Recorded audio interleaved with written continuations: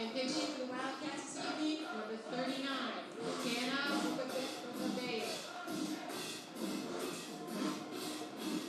and now, please stand while we credit this national anthem.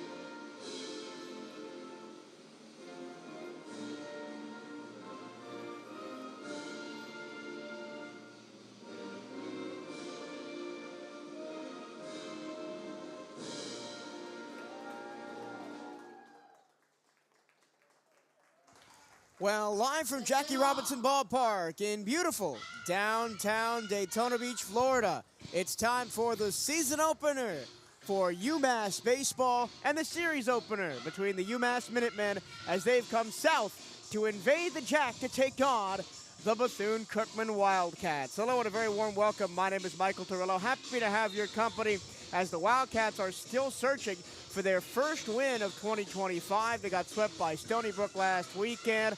They lost to FIU on Wednesday. And now, Bryce Hoynoski, they come into this series. And we were talking to Coach Hernandez before this one got underway, and you could tell he's really itching to get one tonight. Well, that's exactly what he told us. He said, fellas, it's a great night to win a baseball game. And couldn't say it better myself. A team that's pretty desperate. I wouldn't say desperate. It's a little far-fetched for that yet, but really looking for some positive signs early on in the season. I'll say this. UMass certainly brought the cold weather down with them because it's been beautiful here for a week plus now. Finally thought we were out of winter, and then sure enough, they bring it right back down. Easily the coldest it's been out here yet. And I do think that plays to their strengths a little bit more. A team that's probably been practicing in this kind of weather a lot early in the spring, at least whenever they can, that is. I know it's been rough up there lately.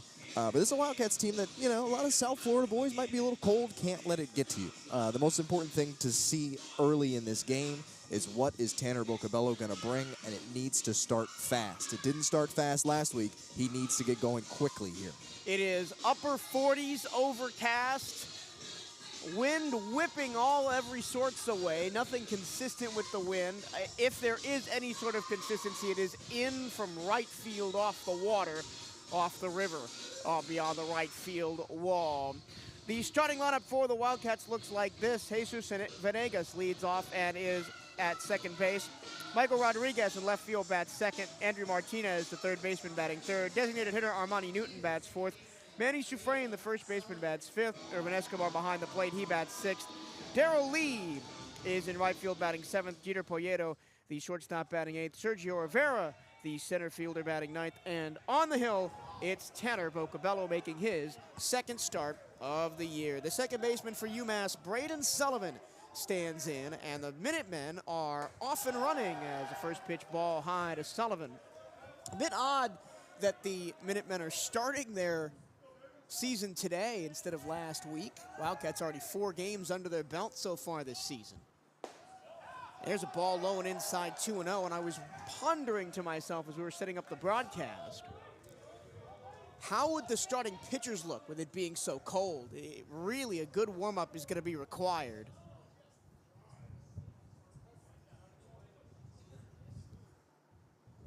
And I believe Tanner Bocabello just got called for a pitch clock violation, although... I think it was just an official time. Okay. Because it seemed like he had just thrown a pitch, if I'm not mistaken. 2-0, high fly, deep left field, moving over, and making the catch is Michael Rodriguez. That one looked like it was pretty good off the bat, and the wind just died. Well, we might be a little jumpy. It feels like everything last weekend off the bat felt like it soared on out of here. Wind is pretty strong tonight. Some big gusts have come in. I don't think it's going to be easy, especially with it, being nighttime. Doesn't fly out quite the same as it does in some of those days, like a Sunday. But yeah, no kidding. There's a charge put into that one. Here is Matt Travisano. First pitch strike at the knees. Travisano, the redshirt sophomore from Carlisle, Massachusetts. Right at a righty. Here's the pitch from Bocabello. A breaking ball tapped off the end of the bat, foul. And it's 0-2. Started 48 of 49 games last year for UMass, did Travisano. Batted .294 with a team-high 58 hits, 7 doubles, 1 triple, 37 runs, 21 RBI. And he's behind 0-2 and punches this one foul off the inside of the bat.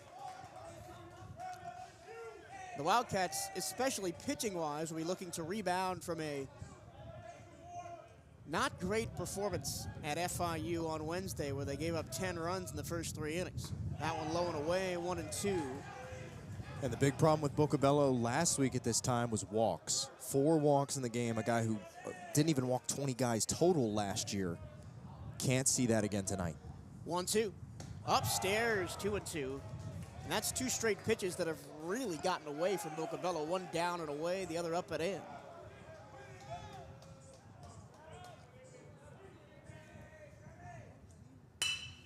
That one on the ground to third. Martinez across.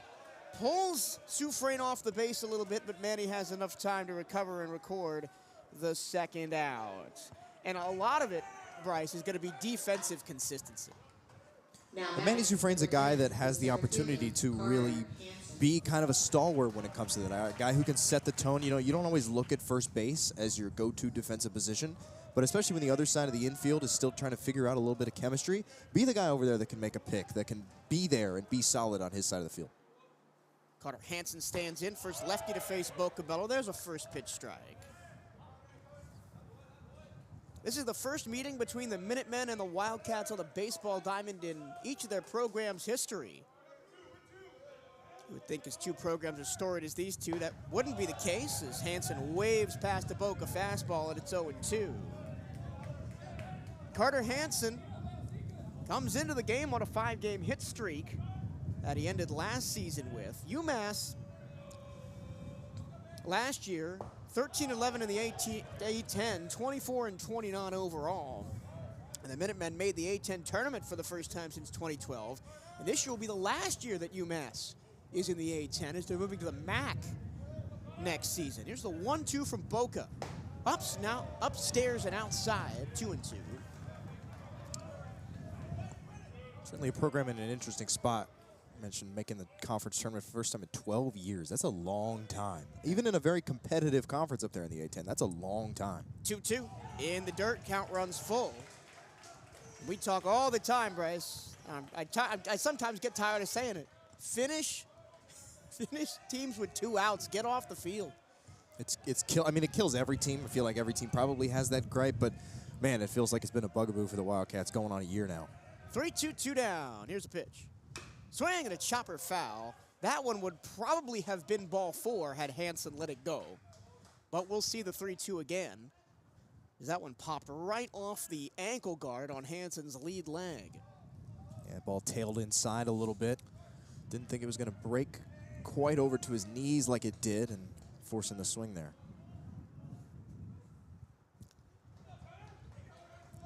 Long look in from Pocobello as he tries to get the Minutemen to go 1-2-3. A fly out to left by Sullivan, a ground out to third by Travisano, and now here's the full count delivery. Inside ball 4, and there's a 2-out base runner for UMass, their first base runner of the season. And that's the 5th walk of the year for Pocobello already. You mentioned he only walked 20 in the whole season last year.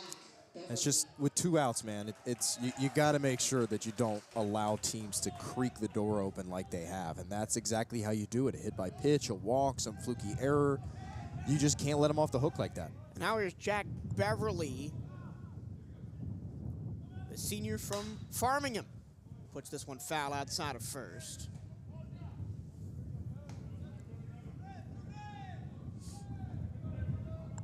Lots of wind on a cold night here at the Jack. Definitely feels like mid-February. Hopefully one of the last of these types of games for us out here at the Jack. Runner on first, 2 down here, top 1. That one in the dirt. Good job by Irvin Escobar to corral it, and it's 1-1.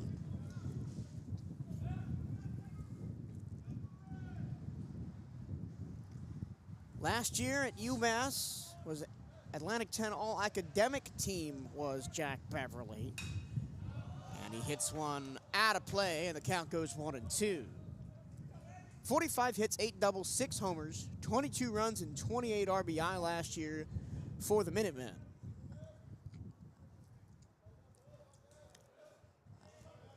And before that, 2 years at Lincoln Trail Community College and a 2-time NCJAA All-American. Swing and a miss. Down goes Beverly, and Boca works around the walk. Nothing doing for the Minutemen in the first. We go to the bottom of the frame. Wildcats looking for some offense here on the CatEye Network.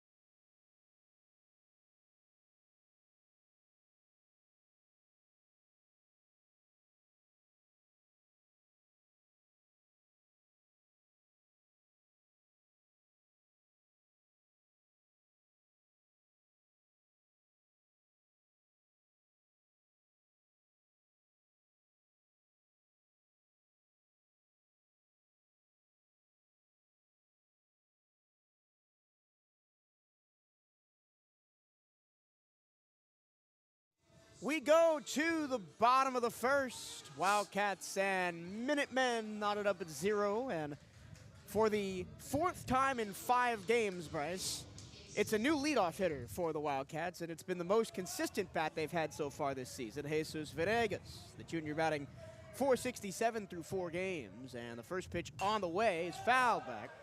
The pitcher for UMass is the redshirt sophomore right-hander from Sudbury, Massachusetts, Robbie O'Connor. The transfer from Wake Forest, where he redshirted his true freshman year, and last year was on the Atlantic 10 all-rookie team. And the righty deals from the stretch, misses it way outside with the slider, 1-1. Venegas, 467 his average. 2 runs on 7 hits, a double, a homer, and an RBI. He also struck out 5 times, which is second highest on the team, Venegas. And he hits one high in the air to shallow center. Moving in is Hansen. Actually, it'll be the second baseman, Sullivan, to track back and make the catch, and there's one away. Venegas, the only Wildcat to get at least 1 hit in every game so far. 3 of them 2-hit games. First guy to wake up from the offseason. And here's Michael Rodriguez, who had maybe the biggest hit of the game on Wednesday, the big lead-off double in the second inning, although the Wildcats were not able to get him across. He was the only Wildcat runner to reach third base in that game. And he swings and fouls one off into the river. And it's 0-1. Rodriguez on the year, 286 his average, 14 at-bats, 4 runs, 4 hits, 3 doubles, that's team high, and an RBI. And he's maybe the fastest guy on this team, Michael Rodriguez. The 0-1 from O'Connor is outside. Rodriguez has looked exactly like the player we saw last year, kind of, come in on midweekers, come in a little sparingly and show some pop. We always point to that FSU game. He really has taken the starting role and really ran with it to start the season. The 1-1 on the ground, and that's going to be a seeing eye single deep to short, and Rodriguez with his speed is going to run it out. And so the Wildcats have a base runner. And that's what Michael Rodriguez gives you. 90% of the team, the shortstop has a play at first. Not Michael Rodriguez. He's already there by the time the shortstop, Travis Sano, picks up the ball. He'll get an infield single, and here's Andrew Martinez with the first Wildcat home run of the season back a week ago Friday against Stony Brook. A towering 2-run shot over the scoreboard in left field. 1 on, 1 out, bottom of the first. And the breaking ball clips the inside corner, 0-1. Since then, Martinez has batted .250, 3 runs, 3 hits, 1 double, 1 homer, 2 RBI. Walked twice, struck out twice. And the 0-1. Swing and a miss at the slider, which appears to be Robbie O'Connor's go-to pitch. Last season, O'Connor started 14 times, finished with an ERA of 4.72, finished 3-6 on the year with 2 complete games. Led the Minutemen in strikeouts with 51 and also a team-high 74 innings pitched. Spinning a throwback to first, trying to keep Rodriguez there. The count is 0-2 on Andrew Martinez.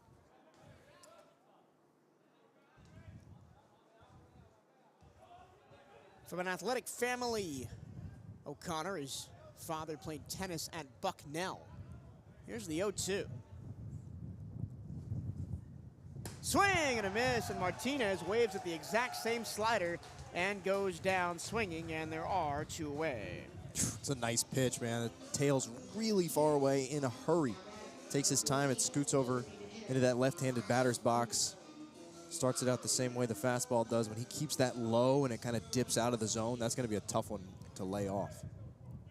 Now here's maybe the guy that's been the offensive surprise this season, Armani Newton, as the overshift is on for UMass, excuse me. The shortstop, Travis Sano, is playing just on the first base side of second. The second baseman, Sullivan, playing way in the hole on Andrew Martinez. Martinez had a 2-home-run game in the Sunday closer against Stony Brook, where the Wildcats put up 8 runs in the first and second, and then didn't score again, falling 11-8. Count is 0-1 on Martinez.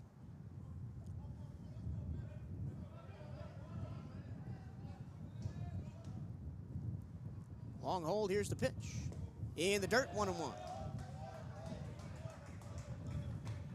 And when the overshift is on like this, it is always to a pitcher's benefit to just try and poke one down the line. Although the third baseman, Beverly, is playing in a good spot, right normally where the shortstop would play. Rodriguez goes. It's a hit and run that's fouled back, and it's 1-2.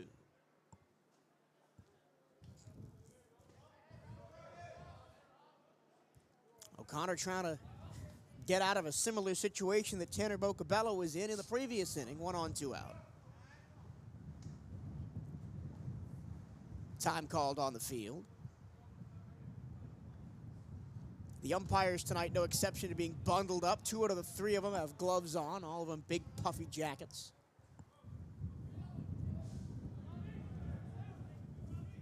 O'Connor trying to get out of the inning. Here's the 1-2 to Newton. Runner goes. Pitch outside. Here's the throw down to second, and it gets into center field. Rodriguez on his horse. He's going to third. Here comes the throw. It is over his head, and he's going to go all the way home as the ball skips to the Wildcat dugout, and Rodriguez scores. Well, how do you like that? Michael Rodriguez goes from first all the way to home on 2 UMass errors, and it's 1-0 Bethune-Cookman.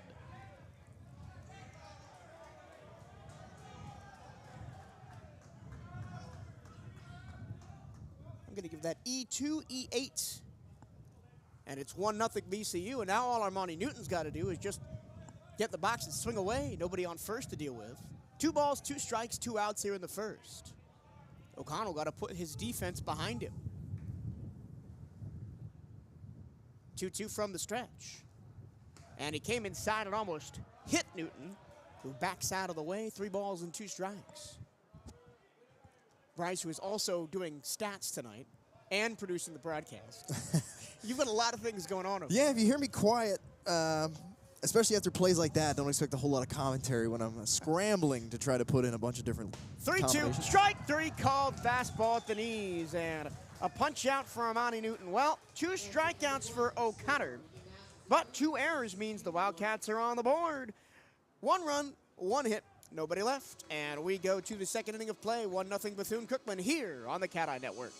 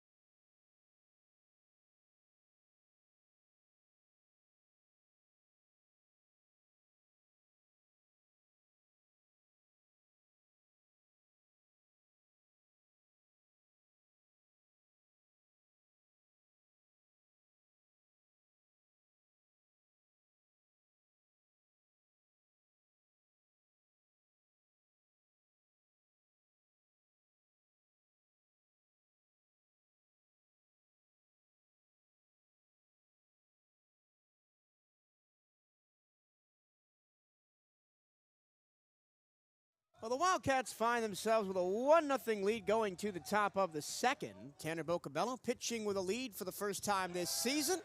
And the first pitch is inside to the right-hand hitter, Mitchell Schroeder, the DH. Schroeder, the graduate student from Brookline, Massachusetts, fastball at the knees, and it's 1-1. It will be interesting to see what Tanner Bocabello does with a lead. Because last year, as that one is popped sky-high foul behind the plate, now to play. Last year, when the Wildcats gave him an early lead, especially in SWAC conference play, he would usually take over the game. It's just the slim 1-run advantage for Bethune-Cookman off the 2-error play in the last inning by UMass. And the 1-2. That's a line drive base hit to right field. First base hit of the season for the Minutemen comes from the DH, Mitchell Schroeder. And there's 1 on, nobody out.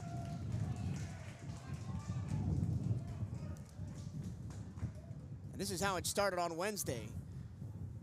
No out hits, no out base runners, and a lot of no out runs for the FIU Panthers in that contest. Here's the first baseman, Mark Willie. One of the redshirt sophomore from Weston, Massachusetts.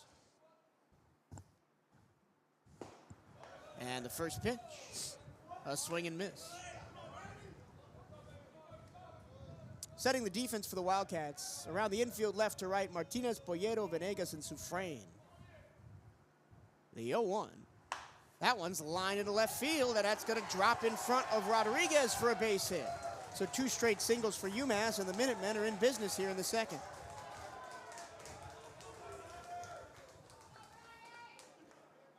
And now it'll be the catcher, Ryan Colbin.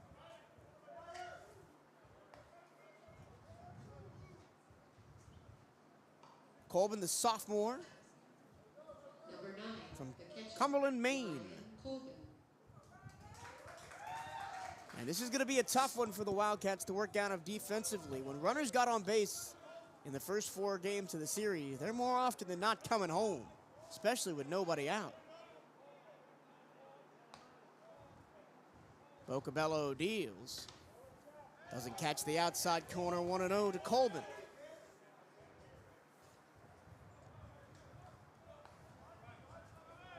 We appreciate you tuning in to the CatEye Network on a Friday evening. 1-0.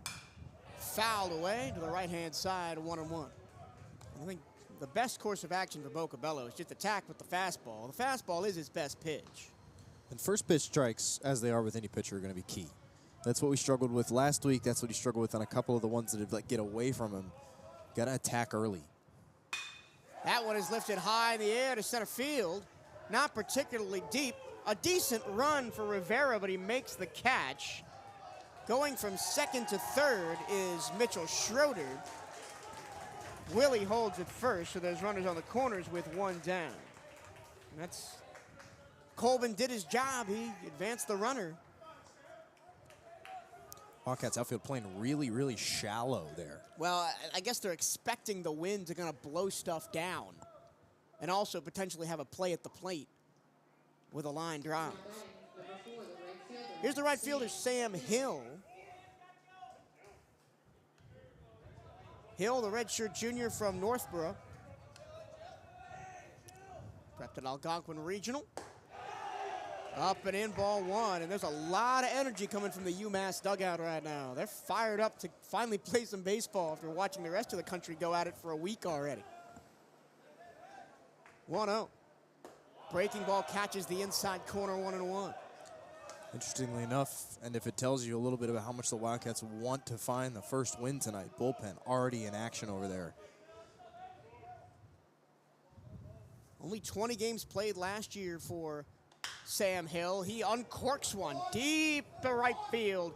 It's going to stay in the yard. Tough catch for Lee, but that'll tie the ball game as in from third comes Schroeder.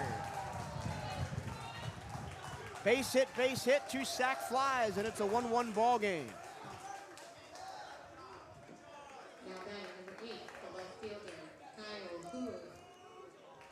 And here's the 9-hole hitter, Kyle Hu. Lost in all that, Mark Willie remains at first base, did not advance on either of the sac flies. Big cut and miss from the lefty Hoog.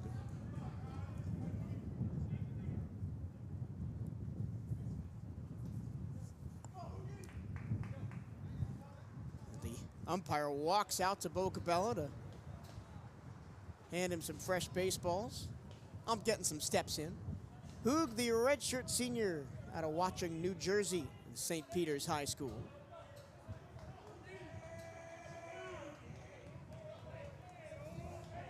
One on, 2 down, 1 already in to tie the game at 1. Fastball misses outside of the lefty, 1-1. Schroeder singled to right, Willie singled to left, and 2 sac flies got Schroeder all the way in. And that's how the bread was buttered for UMass in the inning. Squaring to bunt and taking a strike is Hoog.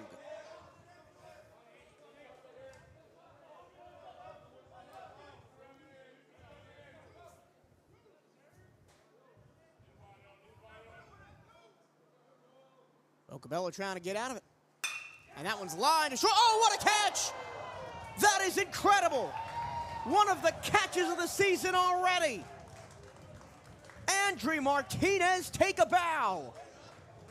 He leapt like a salmon to bring one down that was destined for the left field corner, and the Wildcats get out of it with only one.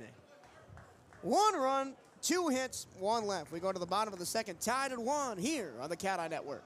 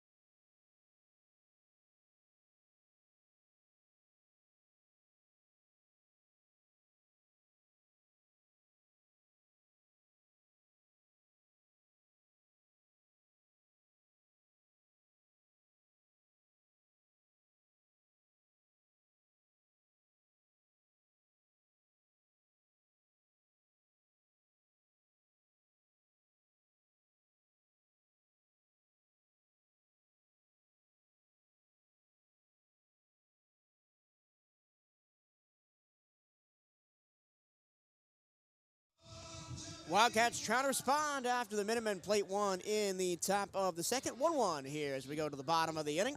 Maddie Suffrain leads off for Bethune-Cookman, the preseason all-SWAC second-teamer. Has yet to really take off here in the early season, especially with the bat, batting just 182 through 4 contests. And he grounds one, first pitch swinging to second. Sullivan, easy as you like, 1 pitch, 1 down. Too much of that from Manny Suffrain, batting just 182 on the year.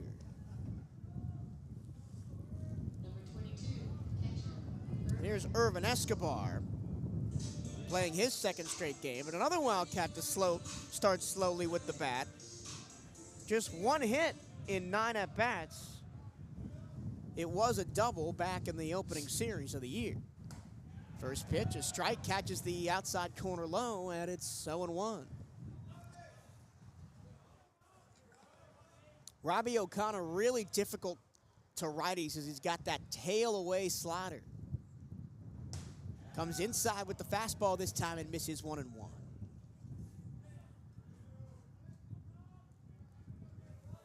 Irvin Escobar has never put up the flashiest offensive numbers, but has always been one of the most consistent guys in the lineup, one of the hardest guys to strike out in all of college baseball over the last 2 years.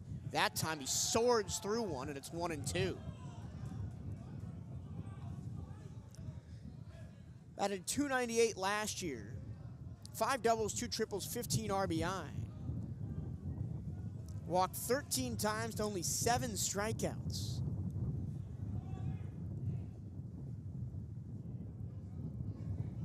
Behind 1-2. Fouled away, count holds. And the season before that, in 2023, walked 22 times.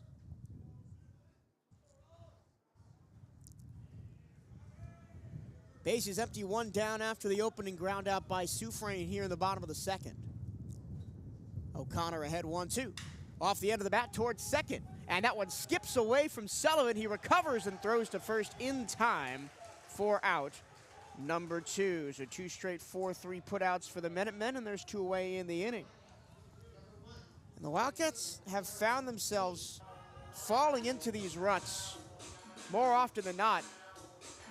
This year, yes, but over the last couple of years, where they're swinging early in counts, getting pitchers easy innings, letting pitchers stay alive in games for a long time, and especially on a Friday night, it's not really the situation you want to be in. Here's Darrell Lee, the right fielder. And he smacks that one to left field, going back, and it's over the head of the left fielder Hogue and all the way to the wall. Lee's gonna cruise in to second base with a stand-up 2-out double. Hogue was playing in, and Lee just turned opposite field and smacked that one past him. That's really impressive, because you mentioned it right there. You're seeing what the defense is giving you. You're seeing an alley out there down the left field line, and to be able to go opposite field like that is super impressive. It's the first bit of good, solid contact the Wildcats have had thus far, because credit to O'Connor, when it hasn't been forcing the swings and misses, it's been all stuff on the ground or all soft pop-ups, and that's a really great way to kickstart something. Hopefully return the favor and get something going with 2 outs. Yeah, the infield single by Rodriguez in the first. He eventually came around to score on 2 errors. And now the 2-out double by Darrell Lee. Here's Gito Poyeto. First pitch to him, fouled away. Poyeto on the season has yet to have a hit in 9 at-bats. Yet to record any offensive stats except 2 strikeouts. Teammate of O'Connor last year, comes from Wake Forest. I'd have to double check that. Seems correct, looking at the Seeing all the other bios for things. both players. Here's the 0-1. There's that little slider, and it's tapped harmlessly to first, and that'll end the inning. No runs, 1 hit, 1 left, and we go to the third. 1-1 tie here at the Jack between UMass and Bethune-Cookman right here on the CatEye Network.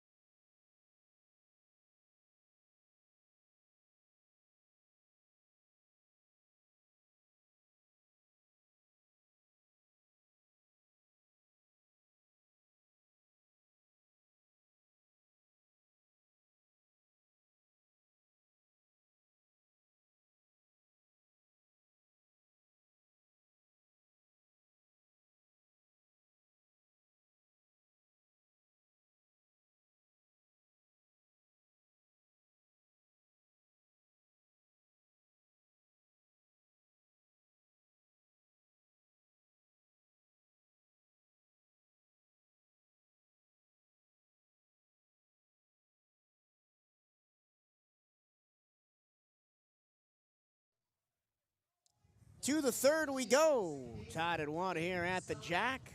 Back to the top of the order for the UMass Minutemen. Braden Sullivan, who flew out to left field his first time up to lead off the game. Faces Tanner Bocabello, who was not only named preseason SWAC Pitcher of the Year by Perfect Game this year, he was last year as well. Swing and a miss. Got him with the breaking ball, and it's 0-1. Good little legacy here of Friday night starters since joining the SWAC here. You had Louis Lipthrat back in the first real year in the conference, who was really outstanding, gave way to Nolan Santos, and now Bocabello. I mean, we know where Nolan Santos is. He's on his way to the bigs with the Twins. Man, he was fun to watch, man, but it's crazy that we were able to pick up right where we left off in a guy in Bocabello who's just so methodical with everything that he does. That one up and in, and he's behind on the count 2-1. And something that Coach Hernandez said to me on the bus ride down to FIU on Wednesdays, he says, we got to win the 1-1 counts. And that time he didn't do it, behind 2-1. Comes right back with the curveball and gets Sullivan to foul it off. He also told us before today's game, kind of the cliche, don't treat this like 1 9-inning game, treat it like 9 1-inning games. And well, it's good inning to put that into practice, seeing as, you know, how things are tied up now, and get a little reset here. The 2-2. Spike to the plate, 3 and 2. That's something the Savannah Bananas also do. They treat the game as 1 9-inning game, 9 1-inning games. I was able to see them a couple years ago when they were out here.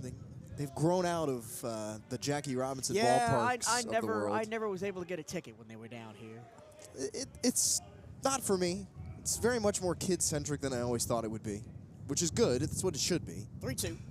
Fouled away. We'll do it again. There's a lot of sounds, a lot of movement, a lot of.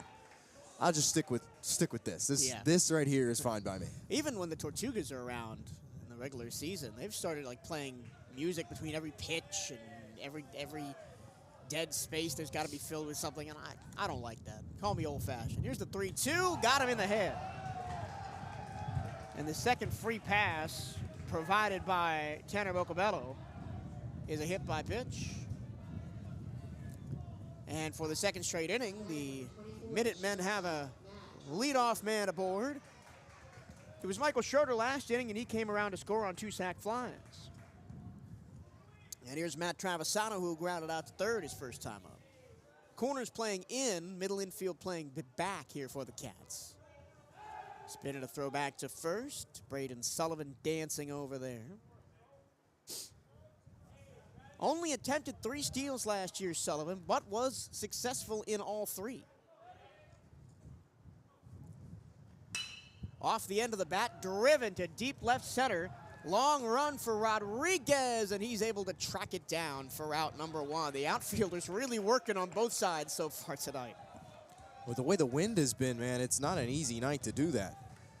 Rodriguez shown early in this season some great instincts. Obviously, we know he's got the speed to track down a little bit of everything. That's not as easy of a play as you make it look. It did hang up quite a while, but this wind is all over the place. I can see the outfielders backing up. Rodriguez is now coming in. He was playing out near the track. Here's Carter Hansen, who walked his first time up, spinning a throwback to first, and out is Braden Sullivan on the pickoff. Well, that's one way to get out of a walk. Just pick him off at first, and there's 2 down.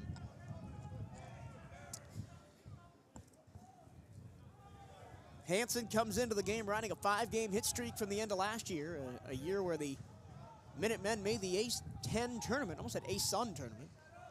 A-10 tournament for the first time in 7 years. Fastball outside, 1-0 from Bocabello.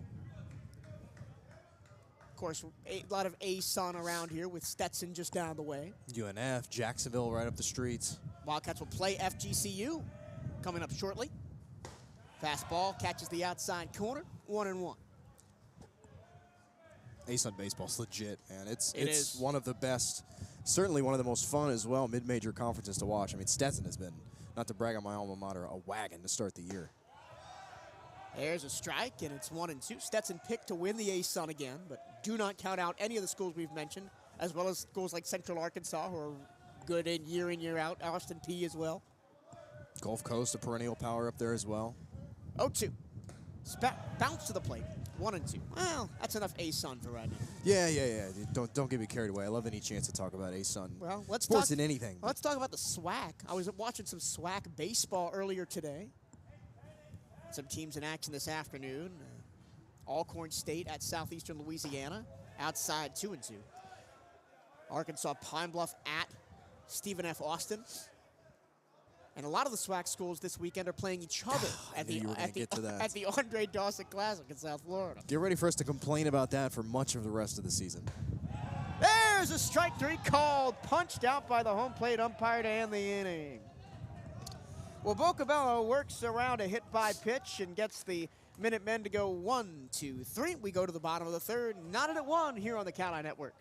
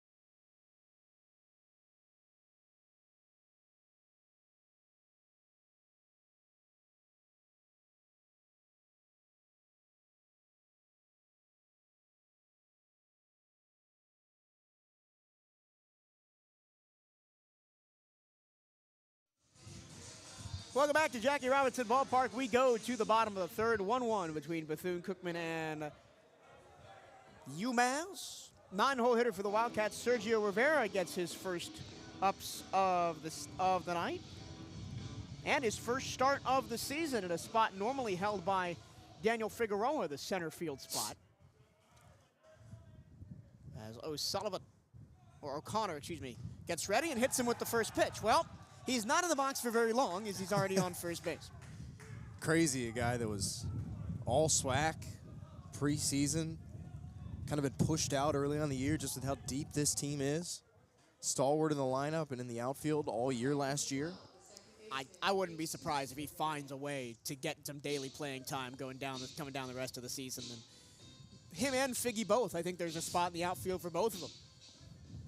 If all they are is a great veteran to have and a great pinch hitter and a great backup, fourth outfielder, I think if they're true winning players, and we know that they are, I think they'd be more than happy to play that role as best as they possibly can. But I do agree with you. I think we'll see both of them regularly.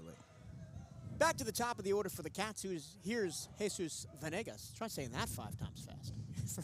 Spinning a throwback to first, Rivera slides it safely. Venegas popped out to second behind the second base bag his first time up, riding a 4-game hit streak. Venegas leads the team in hits with 7. He's got a runner on, nobody out, facing O'Connor, and a second pickoff attempt. My favorite stat that I found while researching for this series is that it's the 59th straight year that the UMass head baseball coach is a UMass alum. How many coaches does that encompass? 3. That one's hit high in the air, left field, moving over, and making the catch on the run is Hogue. He loses his hat, and Rivera has to retreat back to first. Again, that one held up in the wind off the bat. That looked like it was destined for the power alley. A lot of loud outs for UMass early. A lot of balls in the outfield, a lot of long runs. But BCU finally starting to do a little bit of that themselves. They've started out with a lot of grounders, finally starting to put stuff up in the air a little bit. Here's Michael Rodriguez, who had an infield single to the left-hand side his first time up. Came around to score on 2 errors. 2 errors on the same play, throwing errors by both the catcher and center fielder. As UMass looked a little like they weren't ready for the regular season on that one. But they've settled in behind their pitcher, O'Connor.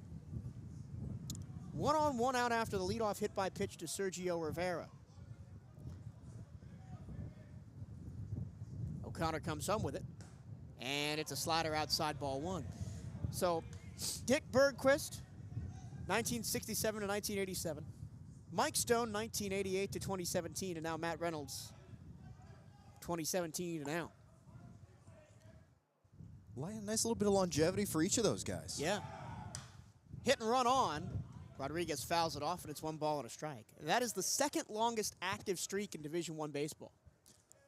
Does it say who number 1 is? It does, and I'd like for you to guess who it is. I'm just guessing it's also somewhere northeast, and that's as far as I'll go. That is incorrect. Okay, give it to me then. It is BYU. Never. That would not have been in my top 50 guesses. 62 years with an alumni as head coach at BYU. Wow. 1-1.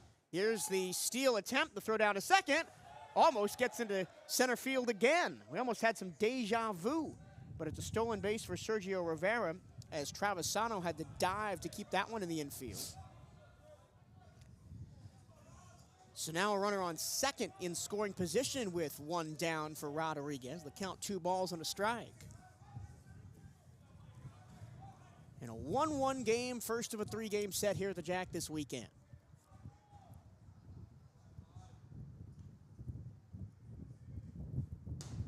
Fastball outside, 3 balls and a strike. Nice spot for Rodriguez here. He's only got the 1 RBI on the season. He does lead the team in strikeouts with 6. He's been a little bit over-aggressive, but when he's made contact, it's been good contact. Spinning a throwback to second in safely is Rivera, staying on his feet. Sergio, one of the last of the last year's Wildcats team. Not to say that they may not, utilize the steals and the run game a lot, but really we expect a shift away from that this year, but a guy who stole a lot of bases for the Cats last year, keeping this UMass team accountable so far. 3 balls and a strike, sky high, left field line, long run for Hogue, and he's gonna watch it go foul over the top of the clubhouse. And a fresh lease on life for Rodriguez in a 3-2 count. That one looked like on a still night it might have had home run distance. Yeah, it definitely had some hook to it, and the wind did the rest. Nearly pushed it over the clubhouse back there. I'll tell you what, Kyle Hogue is getting his wind sprints in this inning. He had the 1 catch, and then the other 2 plays where he had foul balls. 3 balls, 2 strikes to Rodriguez. O'Connor deals. Swung on, line to center field. Coming in is Hansen. He makes the grab, and he fires in to keep Rivera at second base. But again, loud outs. How long until the bats really start talking here for the Wildcats? They're usually pretty indicative. You know, as frustrating as it can be at times, the more and more you really put some power behind those swings and you force defense to make plays, it tends to turn the tide your way more often than not. Here's Andrew Martinez, who struck out his first time up.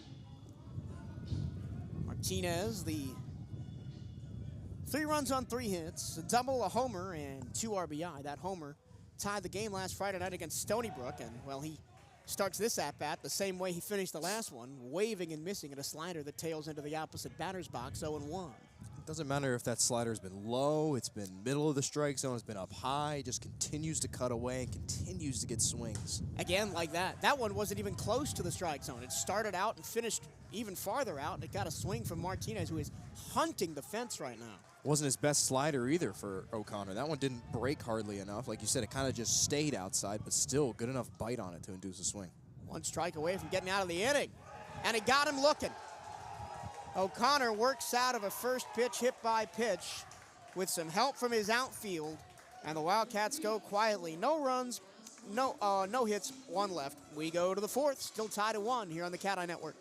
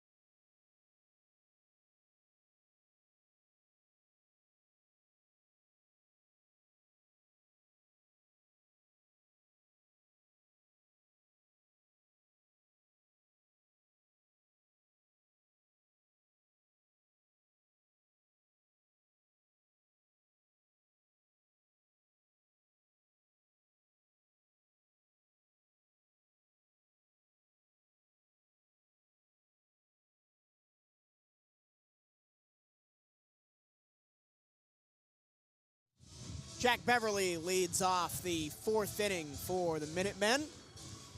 Locked in a 1-1 tie here with Bethune-Cookman. First of a 3-game set here at the Jack over the weekend. And we're just waiting for the music to die down. It's a bit of a skeleton crew all around here at the Jack. Of course, you and I doing the entire broadcast and stats mostly by ourselves. Mostly just you over there. First pitch, a strike from Bocabella to Beverly. You've got a bunch of so many screens and buttons. Yeah, it feels like I'm like a broker on Wall Street, man, just trying to look at all my different things. Swing and a miss. Boca took some off and a changeup is waved at. It's 0-2. All I'm trying to do is just trying to keep my scorebook from flying away with the wind. And you're keeping me accountable for all the stuff I'm missing. Fouled away. Count holds 0-2 to Beverly. Beverly struck out his first time up. That ended the top of the first. 40 starts for the Minutemen last year, 292 batting average, and a 938 fielding percentage for Beverly. 45 hits, 8 doubles, 6 homers. 22 runs, 28 RBI. Fastball low and away, 1-2.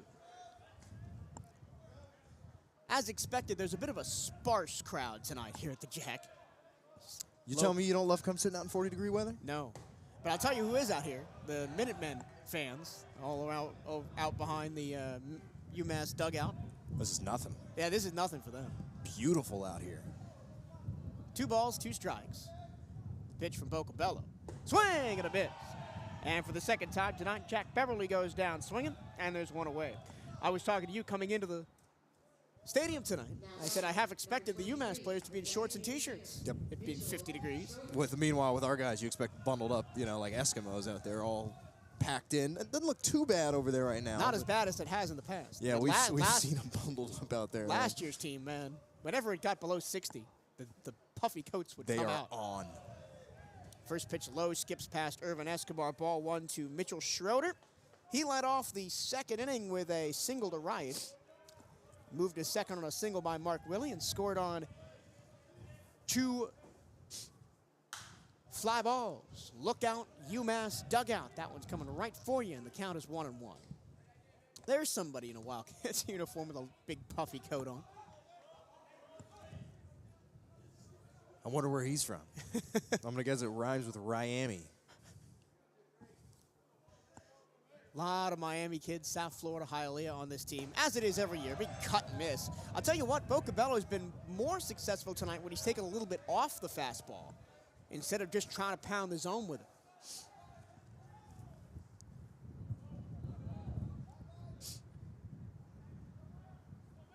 The 1-2. Chop foul right at home plate, and it's 1-2 again.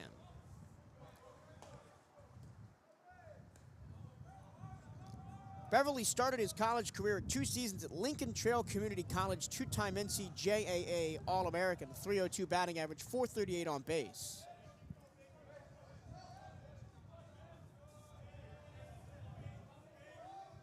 One, two. Little flare.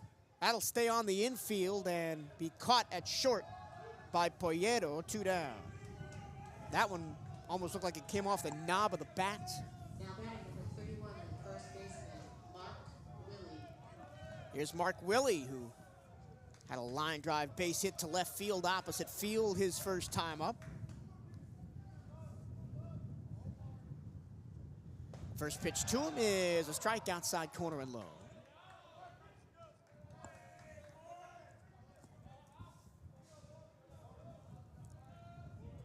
Willie, the sophomore from Weston, Massachusetts. Big, tall, left-hand hitter, 6'4". Bocabello that time doesn't get the call on the outside corner.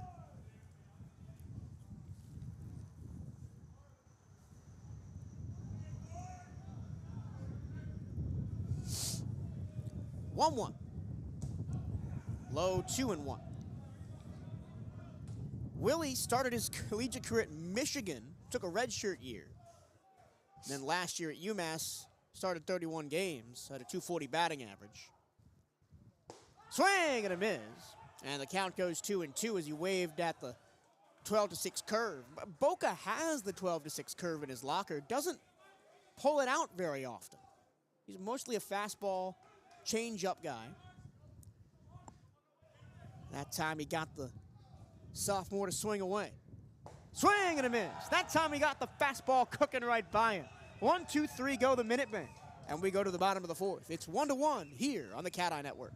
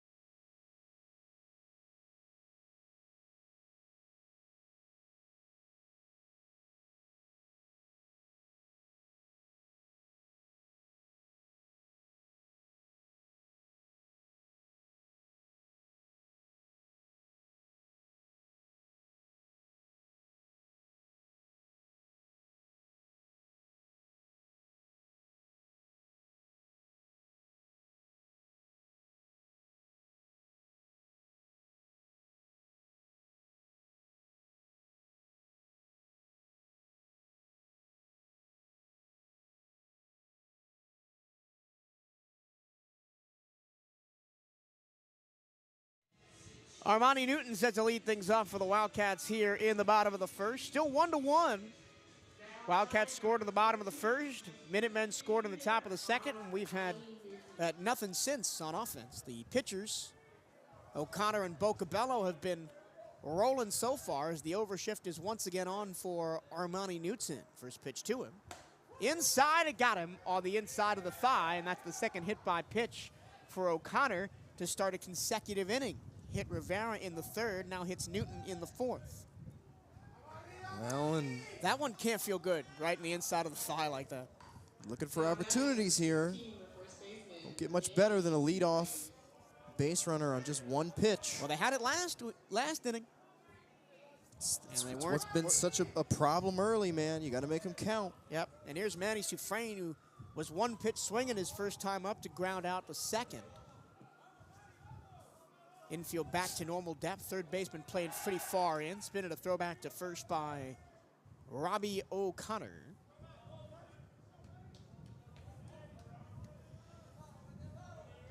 We talked all offseason about how we expected Manny Sufrain to take a leap offensively this year going into his senior season. And it just hasn't happened yet. Watches one down and in, ball one. Of course, preseason all-SWAC team. Really solidified his spot defensively over there at first midway through last season, even when the bat wasn't consistently working for him. Another check to first on Newton. I wouldn't expect Armani Newton to be the biggest steal threat in the world. He's got one so far this year. I wouldn't really expect many Wildcats to be stealing, period, outside of your Michael Rodriguez and a few others, maybe, just with how cold it is. 1-0. Sufrain fouls it off into the river down the third base side. If that river could talk, it would say, ow, I've been hit with many, many baseballs over the years. Well, yeah, think of all the history the river could tell about. You know, maybe Jackie Robinson hit a couple back in there, or Manny Sufrain, you know, some of the greats in baseball history. No. Kerry Wood had a pitch that was fouled off into the river. Hit and run on for the Cats. Sufrain waves at it and slices it foul, 1 ball and 2 strikes. You know, I will say, I feel like sometimes we call too many balls going out there into the river. Like, there is a lot of space out there between, like, the end of the clubhouse. No, that one there was no doubt. doubt. For sure there's some that are gone. no doubt. But, like, I know for myself, sometimes we just kind of throw it as a phrase out there. There's a good bit of space. I mean, you gotta hook it pretty good to get it out there. Third check of the at-bat over to Newton at first. They are so worried. I mean, maybe it's memory from the Wildcats team, not even last year, 2 years ago, that just stole a ton. Again, it's just not a night that I expect this team to break it out much. But again, in a 1-1 game like this, a little grind here, try to play some small ball. Who knows? Sufrain behind 1-2. Watches one up and out. And the consistent pitch Manny Sufrain low and away has not started yet this season. I think because he hasn't seen the consistent outside and low yet, he's trying to do too much with it, I think. 2 balls and 2 strikes. Runner on first, nobody out. Here at the bottom of the fourth. And Sufrain stays alive, fouls it back. Sufrain, a career Wildcat. His entire college career here at the beach. And you can't say that about a lot of people in college athletics these days. Only a couple of those on this BCU team. Outside, ball 3, and the count runs full. That's a tough take if you're Sufrain, because the outside of the batter's box has been a little bit wild for the umpire tonight. He's been calling some of those strikes outside, but he does take and get the ball call. Now 3-2. O'Connor throws back to first again. Hunter Allen over there at first. He's got the stopwatch. Not sure if he's cosplaying Coach Garen Jackson with the Wildcat track team up in Birmingham for SWAC tournament this week. Nice one. That was cheesy, but I like that one. They try. do get start tomorrow morning. I try. Talked about it a little bit on the radio show this week. We expect a strong showing from them. It will be streamed on SWAC Digital Network. I'll be tuned in tomorrow morning before we get over here to the ballpark. Of course, time set for tomorrow's game, 6 p.m. on Saturday. Full count delivery to Manny Soufrain before O'Connor spins and throws it back to first again. And I think the one rule that I would bring from the MLB rule changes to the college game is the limited pickoffs. We'll talk about that after this full count delivery. Which Manny Soufrain gets punched out. Here goes the throw down to second. It's a strike him out, throw him out, double play.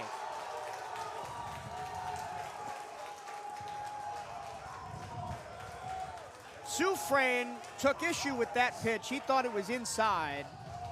He got punched out by the home plate umpire, and then a great throw from Colbin to Sullivan.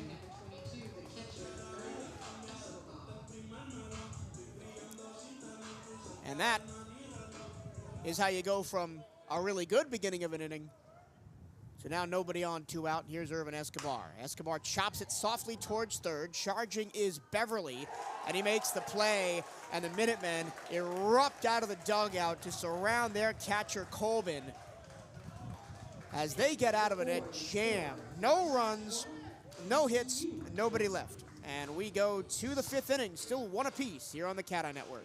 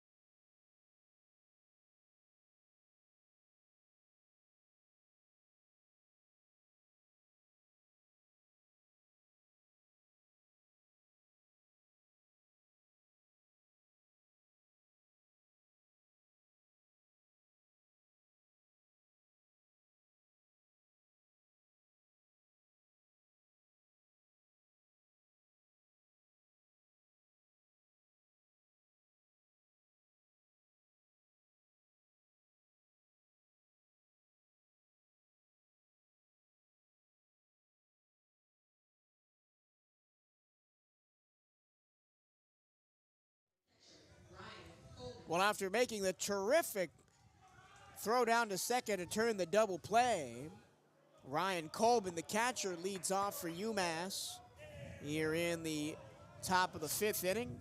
Seems like UMass has a fair bit of momentum right now, even though the game is still tied 1-1. Bocabello gets a strike.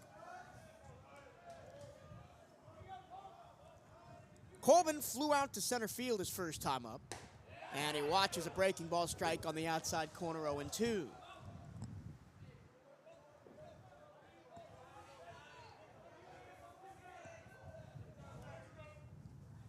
Bocabello working quickly, he doesn't get the call, and it's 1-2. Bocabello, after giving up those 2 hits in the second, has not surrendered one since. Has kind of settled into this one. That time he bounces it to the plate. But that's kind of what happened in his first outing of the year, although that time he gave up 4 runs before really settling in. 2-2. Into center field, not deep. Hardly moving is Rivera to make the catch. 1 away, second straight fly out to center for Ryan Colbin. And now here's Sam Hill, who had a fly out to right his first time up, but he did pick up the RBI. It scored Michael Schroeder back in the 2nd inning.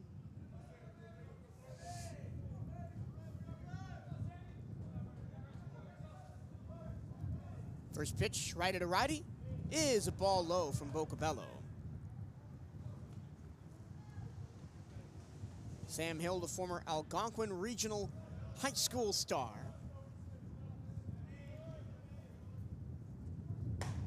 Fastball strike on the outside corner. 1-1. Only started 6 games last year, Hill. Batted .200, 4 hits, a double, 6 runs, 2 RBI. And he tips one into the glove, and it's 1-2.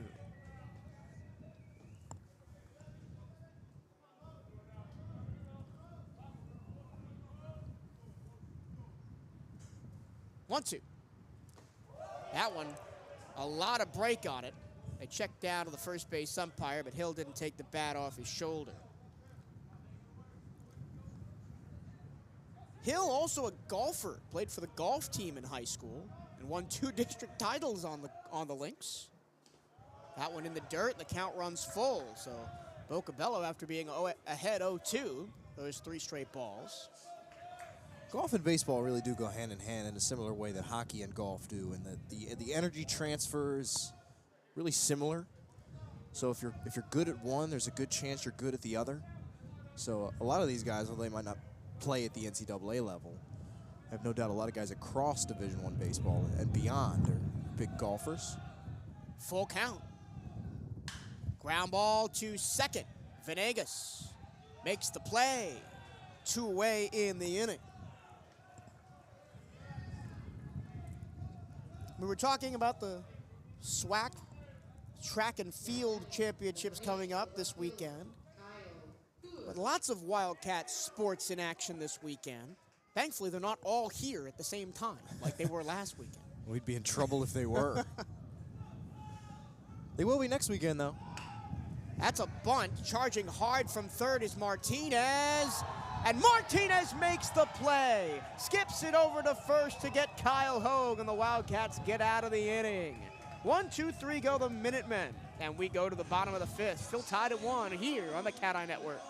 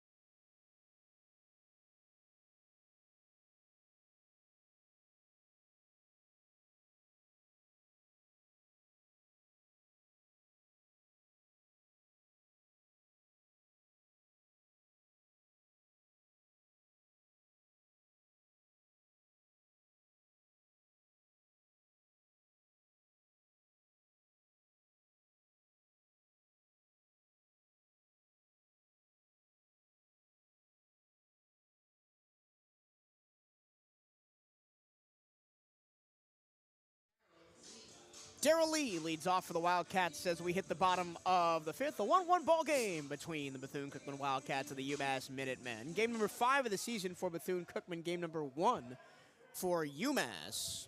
Robbie O'Connor still on the hill for the Minutemen. This will be pitch number 44 of his evening. And Lee swings and misses. I think that's the first changeup I've seen O'Connor throw. Got the swing and miss, 0-1. Both pitchers very efficient so far this evening. Wouldn't be surprised if they go 6, potentially 7, if this thing stays at 1 apiece. Breaking ball in the dirt, 1-1. Shout out to Bethune-Cookman women's basketball. Picked up a win last night against Alabama State. The 1-1.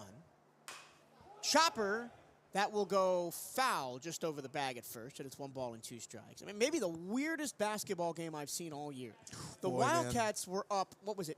16-38 at half, I believe was the score. Or 24-4 at the end of the first quarter, and then won by 3. They held on, man. Oh boy. And I thought There's behind a paywall, but my office, purchased it behind it so we can watch it for coverage purposes. And oh boy, I mean, you talk about holding on for dear life. Yep. What? A win's a win. The 1-2. Chopper down the first baseline. O'Connor off the mound makes the play, and there's one away in the inning. But back on that women's basketball game, a win is a win. I didn't buy the live stream. I watched the stats. I don't blame you. It was $15 for one game. For one women's game. That's it's crazy. And if you told me it was for a football game, that's not great, but okay. And for two women's teams that are not great. Yeah, they're not right. at the top of the conference. Right. This isn't 1 and 2, right? This isn't SWAC championship. $15 is crazy. I mean, Alabama State, they're below the playoff line now after losing to Valley last weekend. That one goes outside and low to Jeter Poyeto. Poyeto grounded out to first to end the second inning, his first time up. Yeah, the Wildcats have won 2 of their last 3 now and have a little bit of momentum coming into the last 2 weekends of the year. I mean, it's going to be a tough test against Alabama A&M, who is pretty hot themselves on Saturday. 1 ball, no strikes. Upstairs, the letters 2-0. Still no movement in either bullpen. We have pitch number 50 for O'Connor is the next one. Some stretching going on in both, but no serious throwing. Got to make sure you stretch. Cold, got to make sure you get warm. High fly ball, that'll hold up in the wind to right field. Hill camps under it, makes the catch, 2 away to retire Poyeto. And Poyeto's still looking for his first offensive stat of the year. Not even hit. No walks, no hit by pitches. He's a highly touted guy, man. Power 5 transfer, Power 4, I guess now. But just, I figure he'll round in eventually. But been a little bit of a slow start, getting some more playing time. But you can only call it a slow start for so long, right? I know this is what the team will tell themselves. Here's Sergio Rivera, 9-hole hitter with 2 away in the 5th. Rivera smacks one into right field. There's going to be a base hit. That's actually going to find the alley and head towards the wall. Rivera on his horse. He's going to round second and head towards third. The relay is going to be nowhere near. Stand-up triple for Sergio Rivera. Well, we talked about a guy like that who might need to earn himself some playing time early in the season, and that right there is how you do it. I mean, what a great piece of hitting right there. Had a big open alley out there in right center field and sent one right in between into no man's land, and that thing rolled, kept it low so it didn't hang high up in the wind and get knocked down. And we know the speed that he's got, and now with 2 outs, here's a big opportunity to get in front. The opportunity falls in the lap of Jesus Venegas. He's 0 for 2, put the ball in play both times, popped up in the infield to second his first time up, and then flied out to left. After the triple by Sergio Rivera, Wildcats looking to go ahead here in the bottom of the 5th, and that one skied to center field. Moving back, Hansen, he camps under it and makes the catch. Well, the Wildcats, for the last 12 innings of baseball, have stranded exactly 1 runner on base. All 7 innings against FIU on Wednesday, and now the first 5 innings here against UMass on Friday. We go to the 6th, still 1 apiece here on the CatEye Network.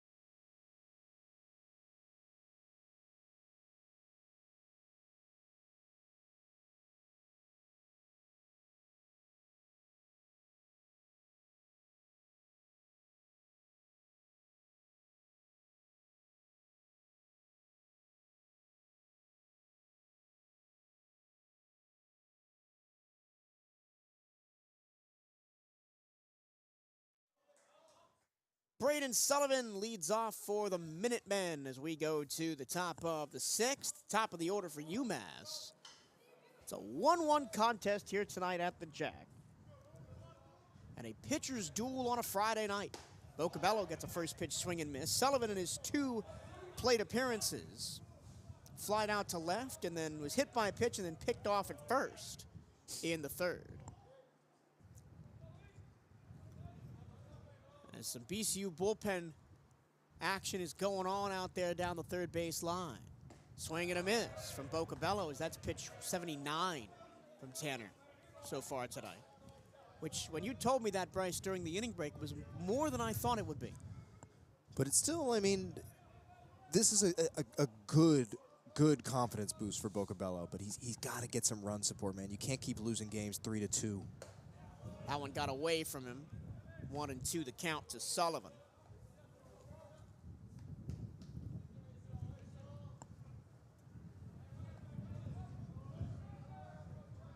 One ball, 2 strikes. Hot sky high pop. Long run down the first base line, and it's going to be, dropped by Darrell Lee in foul territory. Lee ran a long way, lost his hat. Couldn't quite get to it, just in front of the bullpen mound on the first base side. And well, Braden Sullivan's got a new lease on life here. And Darrell Lee, so for all the speed that he has out of the outfield, he's made a few questionable decisions through the beginning of this season. I mean, the one on Wednesday, the 3-run error of the fly ball that you just camped under and dropped. It's tough to penalize a guy for a long run like that in a tough play, but it did hit off the glove.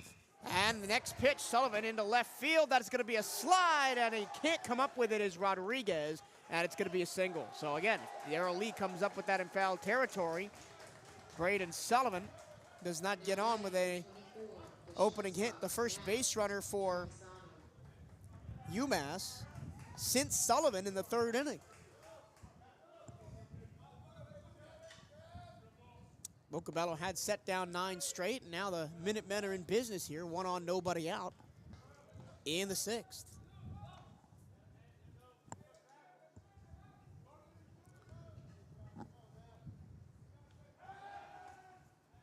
It's been the throwback to first, but Sullivan not really moving over there. Matt Travisano is in the batter's box. He's 0 for 2, grounded out to 3rd and flied out to left. And Boca deals in the dirt, ball 1. You're starting to see maybe a little bit of that fatigue for Bocabello, missing wider and wider out of the zone as he approaches 90 pitches on the evening. But he's been known to go really deep into games, Tanner Bocabello. Breaking ball, chopped towards 3rd.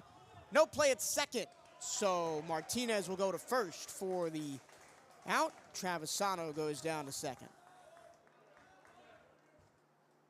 Correction, Sullivan goes to 2nd. Travisano is out 5-3.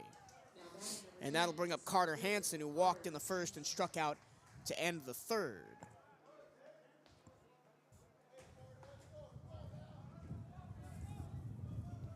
Big spot here for UMass. Runner on 2nd in scoring position with 1 down. And a chance to break this 1-1 tie here in the 6th. He swings and misses at a Bocabello fastball, 0-1. Both sides have done a lot of first pitch swinging when they've had guys on base, guys in scoring position. For the most part, it's cost them, especially for BCU side. 0-1 in the dirt, 1-1. I'm surprised on a night like this that we haven't seen more small ball with the wind really whipping in. I mean, it's a lot of stuff into the outfield has just died. A lot of those towering fly balls that might go back towards the track have just been caught for simple flyouts. Bocabello misses low again, 2 balls and a strike. I'm surprised we haven't seen more bunts. We've only seen 1 tonight. It was the 2-out squeeze attempt by Kyle Hogue in the 5th. In BCU's case, I really do think you can attribute that to the cold out here. They're not quite ready to run yet. Hammered to center field, but again, that wind will hold it up. Rivera tracking, makes the catch, and a great throw into 3rd base to keep Sullivan there, and there are 2 away in the inning, and the batter will be Jack Beverly, who struck out twice. That's another play there that, you know, it takes a veteran outfielder to track the ball like that, because you could see it off the bat. It kind of was straight away to center and then immediately started cutting, and then right at the end, it really sliced hard. But Rivera, good instincts, is able to track it down. Yeah, that was a tougher play than I made it sound for Sergio Rivera. And now there's 2 away. The batter is Beverly. Boca deals. High fly, left field. And it'll be the left fielder, Rodriguez, to make the catch to end the frame. So the leadoff single doesn't come back to hurt Boca Bello. We're through 5.5. It's still 1-1 here on the CatEye Network.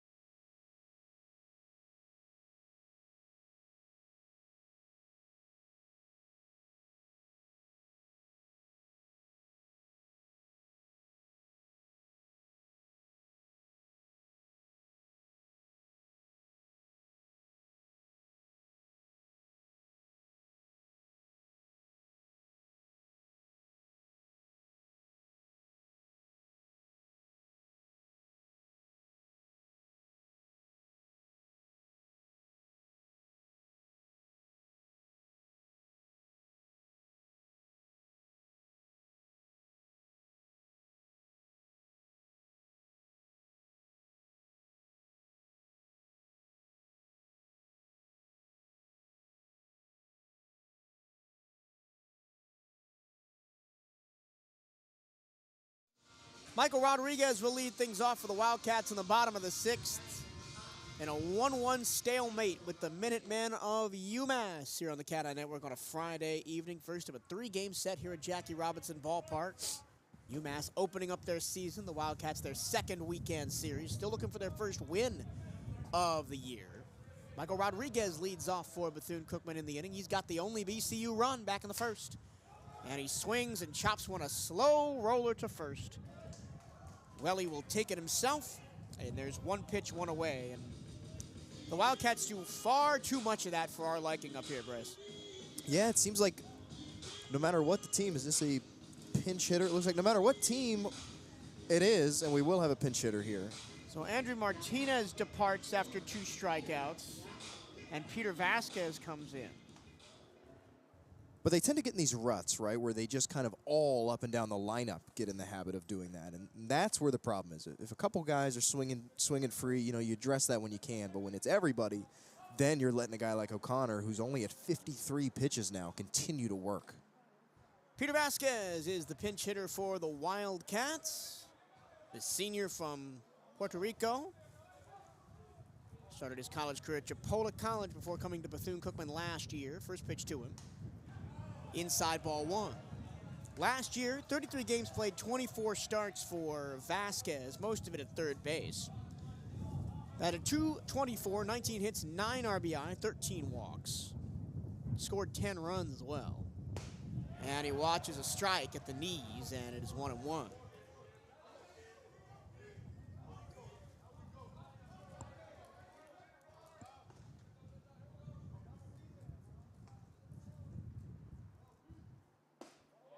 Ball outside, 2 balls, and a strike to Vasquez. So far this season for Peter, the stats will not load on my computer, so I won't be able to tell you. 2 balls and a strike. O'Connor misses way outside, 3 balls and a strike. O'Connor has not walked a guy yet tonight. The 2 hit by pitches, the only free passes for him. And that's a real credit to someone who is only a sophomore as a Friday night starter for the Minutemen. Vasquez fouls it off. The count goes full, 3 balls, 2 strikes. We have seen some good pitching coming in from Stony Brook last week to O'Connor tonight. I mean, no team really has a schlub on Friday night, right? You're always giving them your best shot, but if the rest of the rotation is anything like this for UMass, they got a guy at the front.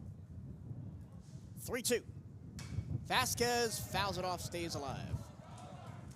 So Vasquez played in the middle game against Stony Brook and then on Wednesday against FIU.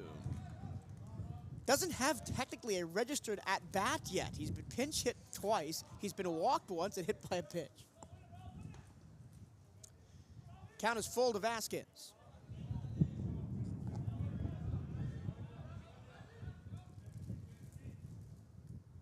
Breaking ball, that's a nasty change-up curve that falls into the zone off a cliff. And there's 2 away in the inning as Vasquez goes down looking. That may be the best pitch either pitcher has thrown tonight. I was going to say, to be able to pull that out 60 pitches into a game, just to be able to whip a pitch like that out that we haven't seen yet is a testament not only to, the longevity and the ability to go deep into games, but I mean, having that in your bag ready to go to an opportunity like that that's fantastic. Here's Armani Newton with 2 down. Swings and lines one. The opposite field, there's a base hit. The overshift was on for the Florida Gulf Coast transfer, and they made him pay. So 1 aboard with 2 outs for the second time in 2 innings. Not as loud as the 2-out triple by Rivera in the last inning, and that brings up Manny Soufrain. Soufrain has grounded out to second and struck out. Tonight for the Wildcats, the 3-spot, 3 straight strikeouts, 2 by Andrew Martinez, 1 by Peter Vasquez, 2 of them looking. Oh, here comes the ball from the bullpen.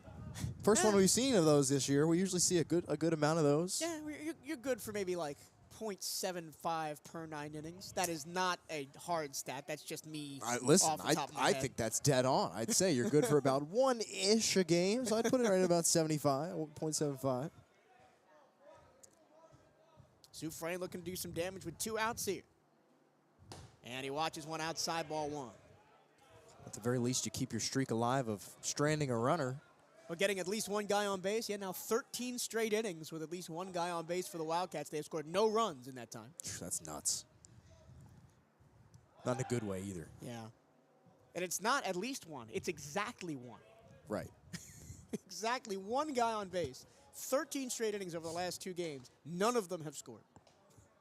Does that kind of start to a season? And only 2 of them have reached third base. And it was Rodriguez twice. Once on Wednesday and once on Rivera tonight. Rivera had the triple, right? And Rodriguez on Thursday. I guess that's incorrect because the Wildcats have the 1 run in the first. But it doesn't feel like it because it happened on 2 errors. Right. We will choose to ignore it to suit our suit our stat. I reject your reality and substitute my own, as the Mythbusters once said. Count is 1-1, spin it a throwback to first. So we've been talking all about that, and it's actually not true. But they've had exactly 1 base runner every inning. That is still true. But 1 out of 13 is still not good. Right, exactly. Who cares if it's not exactly accurate? Still unacceptable. The 1-1. Soufrain grounds it to second. Sullivan goes to first, and that's the end of the inning. No runs, 1 hit, 1 left, and we go to the 7th inning of play. Still 1-1 here at the Jack, here on the CatEye Network.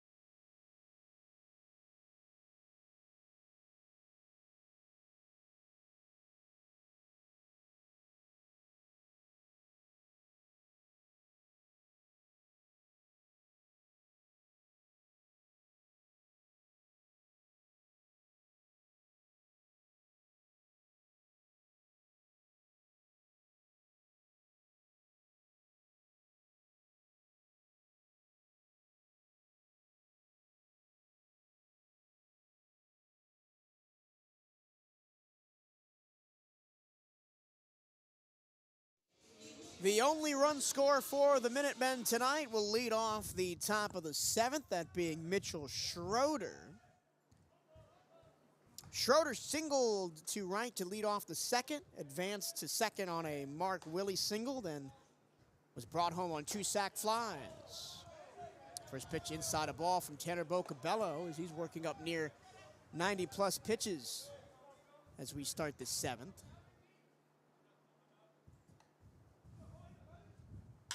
Schroeder, high fly, right field. Over towards the line goes Lee, and he'll watch it go out of play, foul ball. Again, I think that's the wind just hampering with us here tonight, because off the bat that looked playable, and it ended up 20 yards out of play. It's still tough without the flags in center field to get a good gauge if it's truly swirling or pushing one way or the other. We kind of just have to guess. It certainly feels like we've seen it swirl, though. Mitchell Schroeder, a former Division III standout. This is his first season with UMass. Freshman year at Johns Hopkins. Background ball to third. That's going to be a foul ball just on the outside of third, and the Wildcats get away with one there. That looked like extra bases for Schroeder. Umpire right on it. Count still holds 1-2, but started at Johns Hopkins.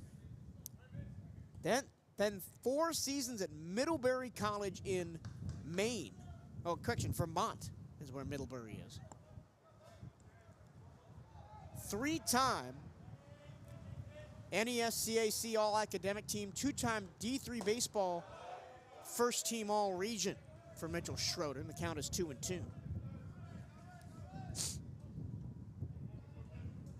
And was the National Division III Hitter of the Week once last year. Grounds 1 to third, that time playable for Martinez. Across to first in time, 1 down. So the Wildcats get away with a little bit of some foul ball issues in that at-bat, still record the out 5-3. 1 down, and here's Mark Willie, who had the other hit in that 2nd inning that scored Schroeder. He didn't score Schroeder, he moved him to 2nd, and then Sam Hill eventually scored him with a sac fly. But Willie has one of the 3 hits tonight for UMass. Schroeder's got 1, Willie's got 1, and Braden Sullivan has 1 last inning. First pitch low and away, ball 1.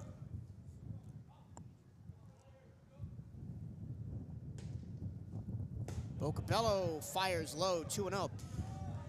And for all the activity that was out there in the Wildcat bullpen last inning, they've all seemed to calm down over there. There is somebody throwing with earnest in the UMass bullpen, 1-0. Swing and a miss. Correction, the count was 2-0. It's now 2-1 as Willie chased the change up into the dirt. I think this will be Bocabello's last inning. Outside, 3 balls and a strike. And not impossible that he comes back out of. He's been good, but he's 2 pitches away from 100. Yeah, and maybe in a game where you're ahead and he's trying to get that complete game, maybe he comes back in.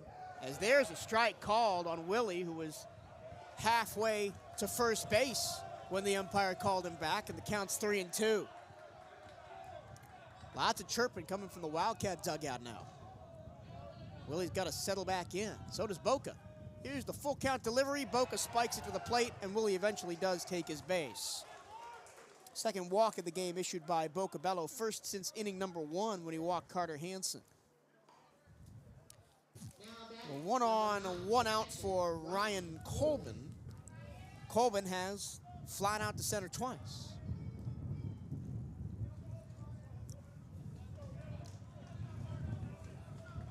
And had maybe the most important defensive play of the game, the strike him out, throw him out double play, to end the 5th inning for the Wildcats when BCU had a little bit of a look at breaking this 1-1 tie. It's been 1-1 since the top of the 2nd. 1 on, 1 out. And Colbin stands in. The righty Bocabello deals, low ball 1. Looks like we got a pinch runner over at first. Looks like a number 7. That would be Anthony Torado from Cheshire, Connecticut, the redshirt freshman. And they throw over towards Torado.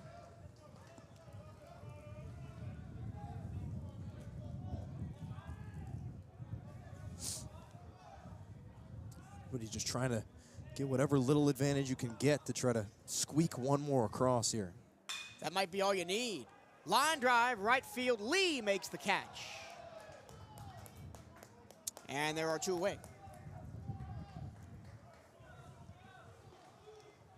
I think if you talk to any outfielder on either of these teams tonight, they're going to say it's a tough night at the office. But swings like that are how you try to combat it. And you bring the bat over top of it, try to keep it below the wind as much as you can. Really not possible on such a windy night like this. Spinning a throwback to first, try and catch Torado leaning. Sam Hill is the batter. He's 0 for 2. Flied out to right, ground out to second. Another spin and a throwback to first. And this gives me a chance to revisit the point that I wanted to make earlier in the ball game, which was the one rule that I wish that Major League Baseball would kind of send our way is the limited pickoffs per batter. That time they got him. Torado leaned way too far, and it's the second pickoff at first in the ball game for the Wildcats. They just don't want me to talk about this topic because the Wildcats get out of the inning with a pickoff the second straight time I've brought it up. We go to the bottom of the seventh, still tied at 1 here on the CatEye Network.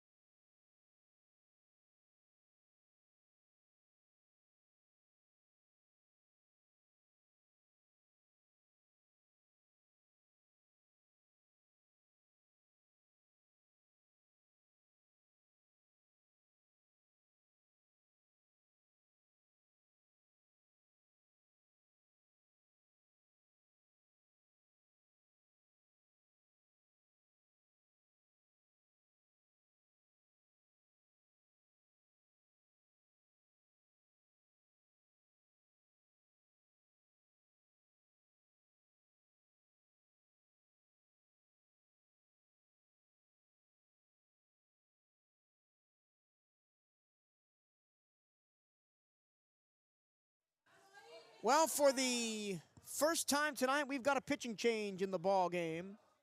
The new pitcher is the redshirt sophomore right-hander from Yarmouthport, Massachusetts, Jack Levine, excuse me. And his first pitch is a ball to Irvin Escobar. So now let's see what the Wildcats can do with the UMass bullpen, as they had no love with O'Connor tonight. Escobar, so far this evening, has grounded out twice, once to third, once to second. Working quickly, Levine, the 1-2. Breaking ball, gets a check swing strike from Escobar, and it's 1 ball and 2 strikes. Another right-hander for UMass with a real tailing slider away from righties. Built similar, kind of that lankier right-hander. 1-2. Change-up, misses outside, 2-2. And we almost questioned whether it was a new pitcher at all before he turned around and we saw the different number, because he does look very similar to O'Connor.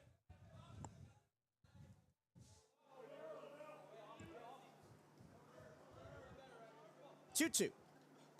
Upstairs, 3 balls and 2 strikes. Levine, 6 appearances out of the bullpen last year. Had a 1-0 record at ERA of 6.35. Escobar smacks that one to right.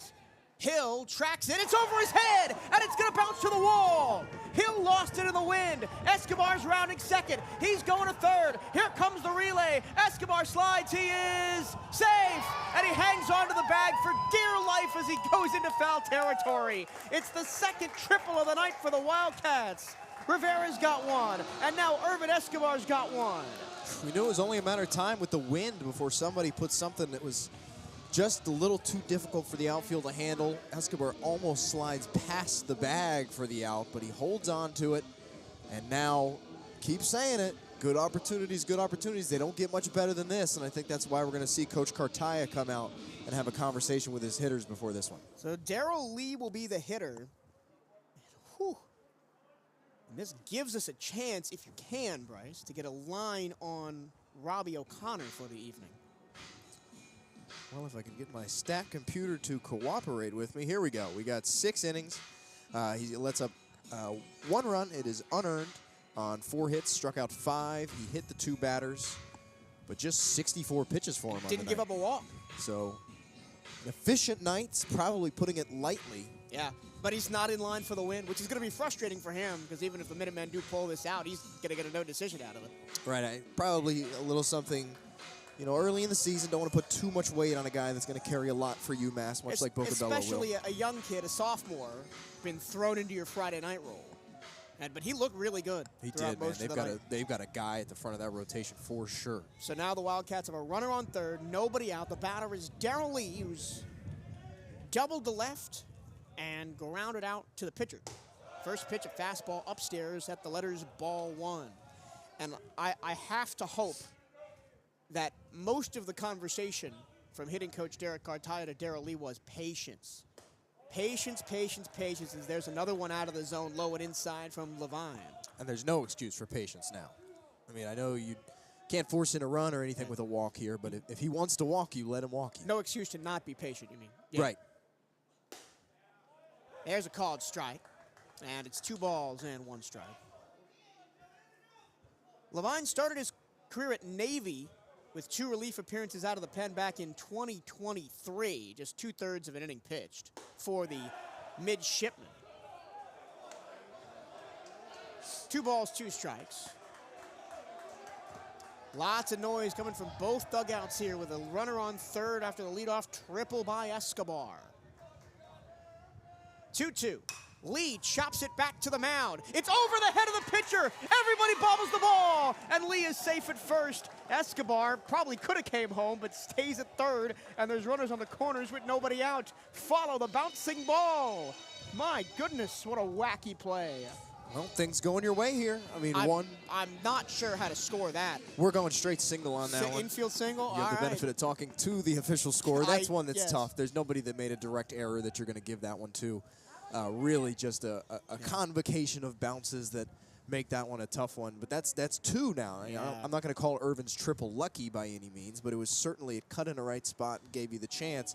And now you're really cooking with something. You can't let an opportunity like this go. I wonder if you're looking at this ballpark, right? It's deep. It's really deep for a college park, especially the power alleys. And I think that's why you see a fair amount of triples in this ballpark, maybe more than you see in other places in the college landscape because it's a pro ballpark and the dimensions are a little bit bigger. It also doesn't help that really down both lines, there's some crooked corners there. You've got the clubhouse in left field that has that fence there that if you get one that hooks past the line can really, you know, bounce in any direction. It's not that different down the right field line. It's a little straighter down there, but when you really get past the signage down there, it can get a little, it just tends to bounce around strange. And it can take some weird hops. I mean, I remember Sufrain had a triple last year, and if you think of everybody on this roster that give you a triple, you wouldn't think Manny Sufrain would, but it got in the corner and bounced around through some of that odd geometry, and he was able to stretch it all the way out there. But now, the batter is Poyeto, and, well, what a time would it be for Jader Poyeto to get his first hit as a Wildcat?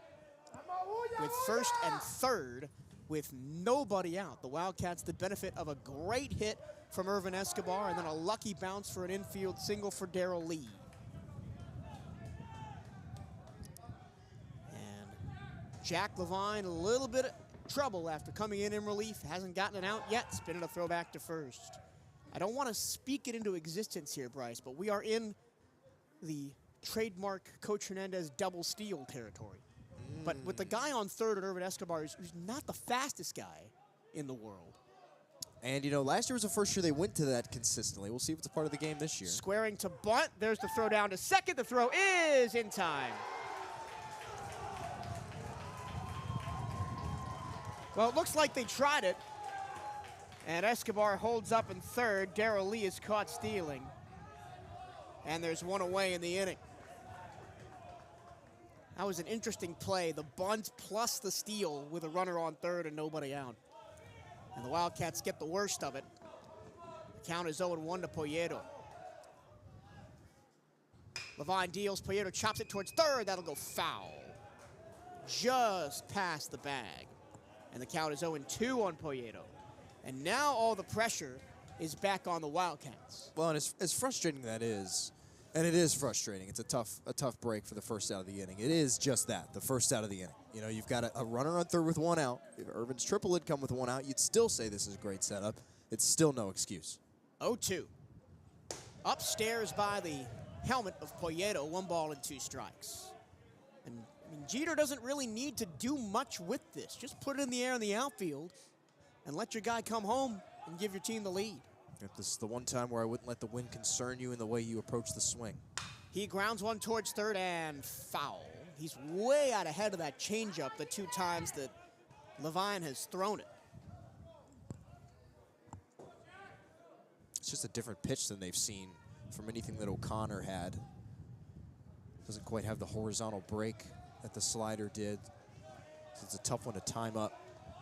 1 ball, 2 strikes. Escobar waiting on third. Poyeto fouls it away and stays alive off the end of the bat.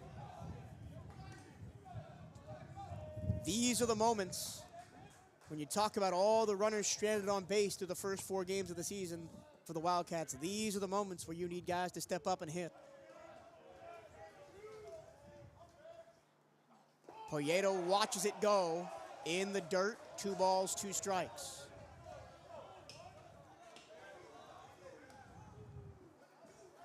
And if nothing else at this point, I give Poyeto credit for the at-bat he's already put together. To be able to stay alive through some tough pitches, some tough breaking balls you haven't seen yet tonight. To take a pitch like that, mature at-bat. Poyeto swings and misses. Strike 3 called. He gets tapped on the back by Colbin, and there's 2 away. And now Sergio Rivera needs to come up with something on the grass, or else the leadoff triple by Irvin Escobar will have come to nothing. Rivera got the triple back in the 5th, but wasn't able to be brought home, and now he's trying to do the reverse to Irvin Escobar. 2 outs in the inning. And a first pitch breaking ball strike catches the outside corner. A chance for UMass and Jack Levine to escape another dangerous situation, and the Cats would leave another one on base. The 0-1. Foul back to the screen, and UMass is a strike away from getting out of the bottom of the 7th.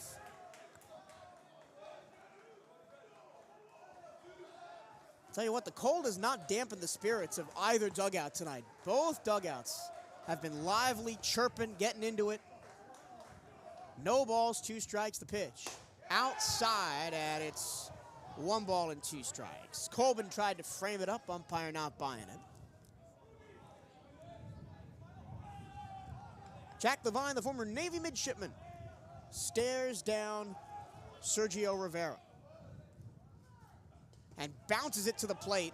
A terrific job by Colbin to eat that one up. Yeah, and danger zone back there. For any UMass fans watching from abroad, it is a long way back to the backstop here at the Jack. If one gets by with a runner on third, it's a pretty high chance that the runner's coming in to score. Yeah, it's one of the deepest backdrops you'll see anywhere, especially at the collegiate level, where a lot of them are pinned, you know, right up close to home plate. The 2-2, up and out, the count goes full. How is this for drama? Pretty big swing here. I mean, for momentum, for really the course of the way the season has gone thus far. Can the Wildcats reverse course offensively? 3 balls, 2 strikes. Check swing, ball in the dirt. Did he go? No.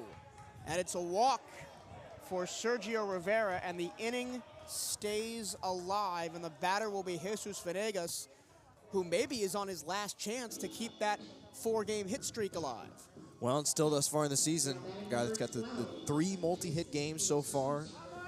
Hit it safely in every game he's seen action in thus far. There's no one you'd rather have up at this point, at least in the terms of how they've started the year. So again, you've stacked it about as well as you can for the Wildcats to try to get ahead, man. It feels so long since they've had a lead that's felt safe. Venegas skies it foul first base side, and he's only seen 3 pitches tonight. That was the 4th, Venegas, because he's been first pitch swinging every time. Popped it up to second, flied out to left, flied out to center on 3 pitches in his first 3 at-bats. And some of the plate discipline gonna have to come into play now. Levine trying to work out of an inning where he gave up a leadoff triple and then a infield base hit. Rivera going down to second. They'll let him have it. And now second and third with 2 out.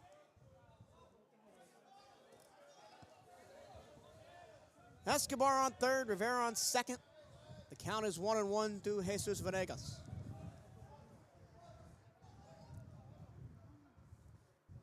The 1-1 is outside. 2 balls and a strike. This is why I love the game of baseball. It's February 21st. We're 5 games into the season. And my heart's thumping like it's May and we're at the SWAC tournament.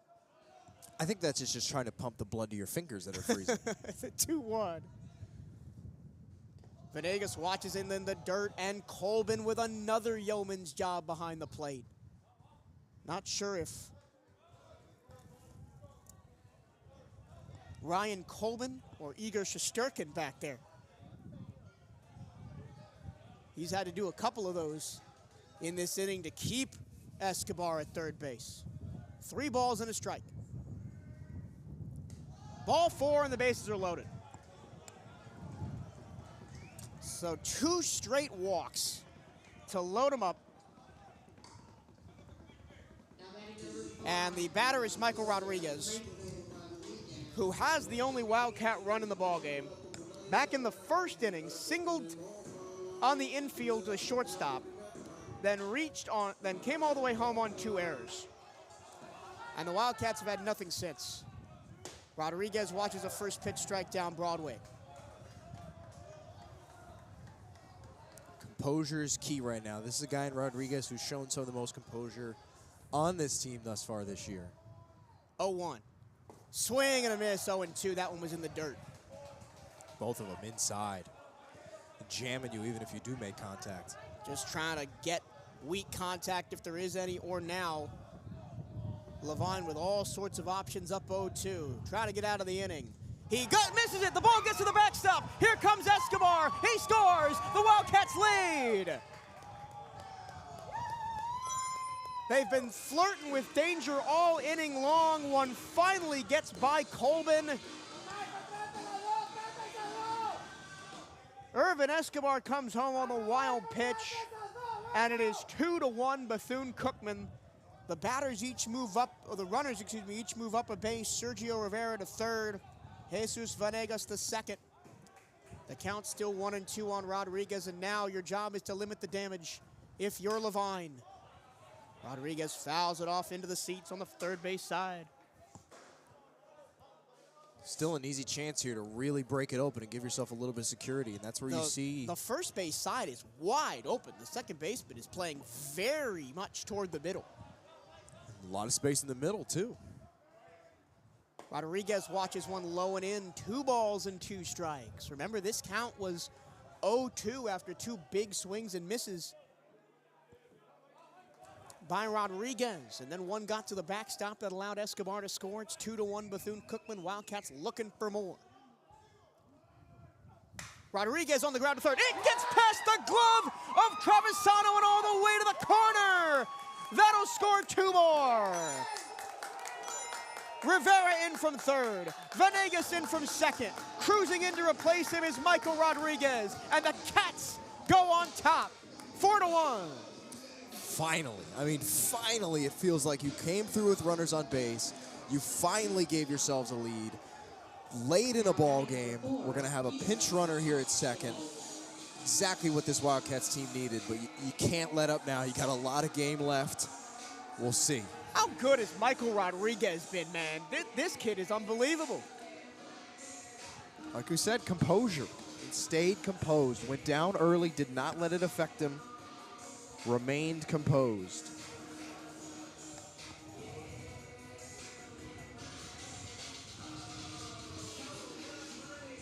Did you say there was a pinch runner at second? I did. I'm trying to figure out who that Who is. it is?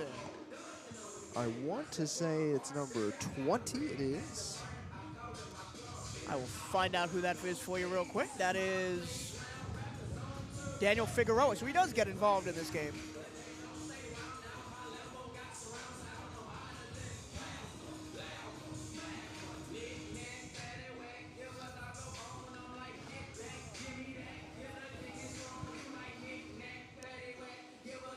So Daniel Figueroa, who's gotten the start in center field every game so far this year, for Sergio Rivera, comes in and pinch runs for Michael Rodriguez. The batter is the pinch hitter, Peter Vasquez, from last time through the order, and Vasquez fouls it off. Vasquez came in to bat for Andry Martinez. Martinez struck out twice, and then Vasquez immediately came in and struck out. But of course, that was against O'Connor, who had a heck of a night. And the Wildcats have ate up Jack Levine to the tune of 3 runs here in this bottom of the 7th. Big cut and miss from Vasquez on the up and in fastball, and it's no balls and 2 strikes. The last 3 batters for the Wildcats with 2 outs have all faced 0-2 counts, and they have all reached either by walk or a hit. No balls, 2 strikes, 2 outs. And barely getting a piece of that is Vasquez and staying alive at home plate. Now, Bryce, whoever comes into the game to pitch for Bethune-Cookman has a mammoth job, because we're right in the same spot we were last Friday night against Stony Brook. A big offensive rally late, and then immediately the pitching gave it up. The bullpen's been shaky thus far. I mean, it didn't get any easier at FIU, but we don't have a whole lot of guys back yet who've been banged up. Somebody's going to have to come in and stamp their place at the end of this bullpen. The 0-2, Vasquez. Little excuse me swing, puts it on the ground to first. Beverly covers, but the Wildcats, 3 runs, 3 hits, 1 left, and we go to the 8th inning. The Wildcats have a 4-1 lead here on the CatEye Network.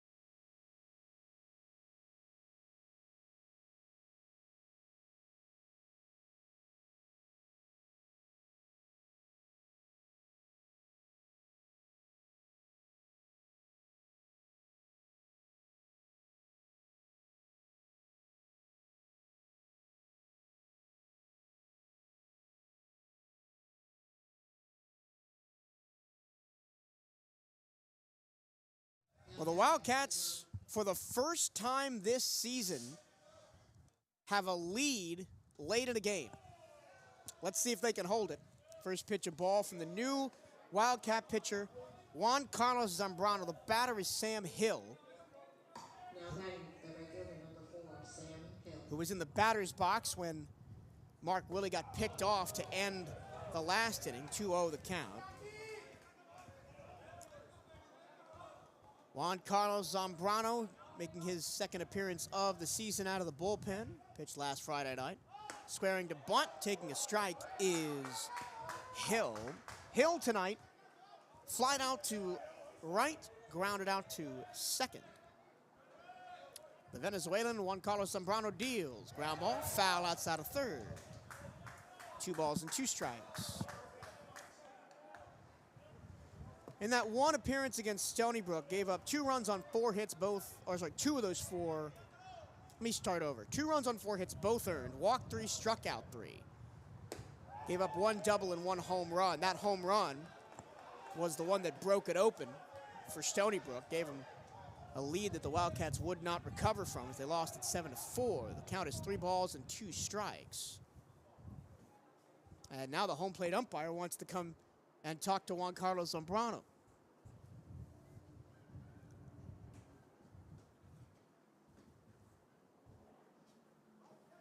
And now he's going to talk to Coach Hernandez. Oh, no, he was just asking for new baseball. Where we are in our broadcast position is pretty far back from home plate. Can't really hear conversations.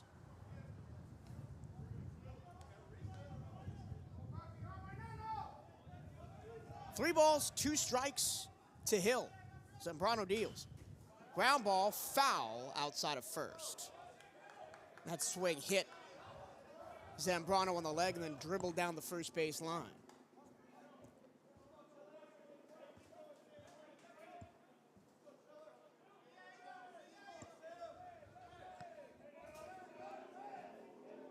Three-two.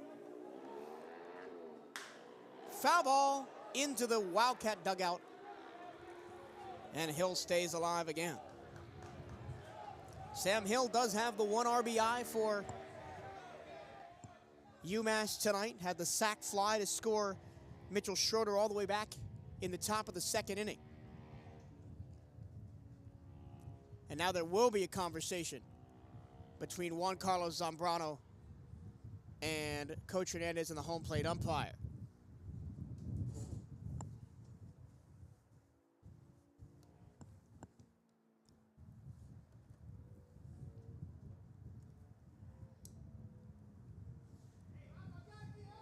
And I'm not sure what that conversation was about. If I had a guess,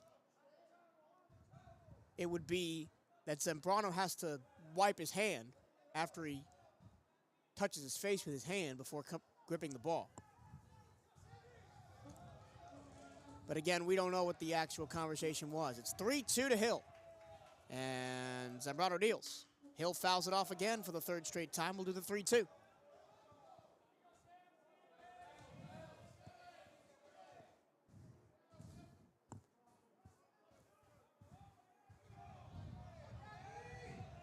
Wildcats have a 4-1 lead after a 3 spot in the bottom of the 7th. And that one's fouled off for the 4th straight time on a full count by Sam Hill.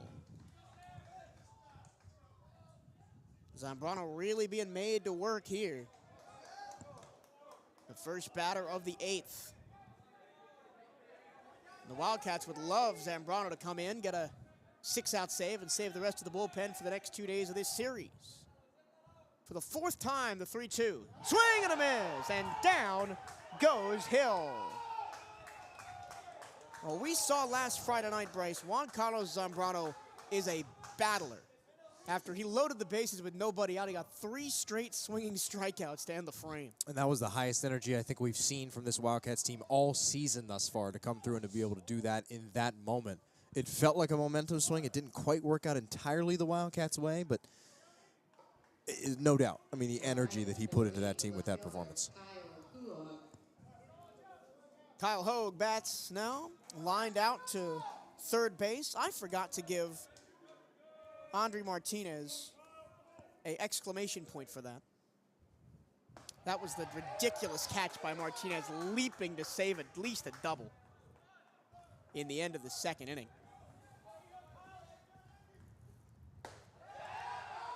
There's a strike, and it's quickly 0-2. The other time that Hogue was up to bat, he bunted in a 2-out, nobody on situation, trying to catch the Wildcats sleeping, and was put out 5-3. Check swing, did he go? No. And the pitch is up and out, 1 ball and 2 strikes. And this Wildcat dugout is as fired up as I've seen them all season right now. They need that. They need to play that way. It's what they've made so much success on in previous years. Zambrano misses that one, over-rotates, and bounces it to the plate, 2 balls and 2 strikes. And we haven't really talked about it a lot tonight because it's been okay, but finishing batters with 2 strikes has been something this Wildcat pitching staff has struggled with over the last couple years. Well, he let one get away from him right there as that breaking ball comes in and hits Hogue on the leg, and there's a 1-out base runner for UMass. And that'll bring up the top of the order, Braden Sullivan. Sullivan flying out to left in the first, was hit by pitch and picked off at first in the third, and then singled in the 6th and was stranded at second. One of only 3 hits for the Minutemen so far tonight.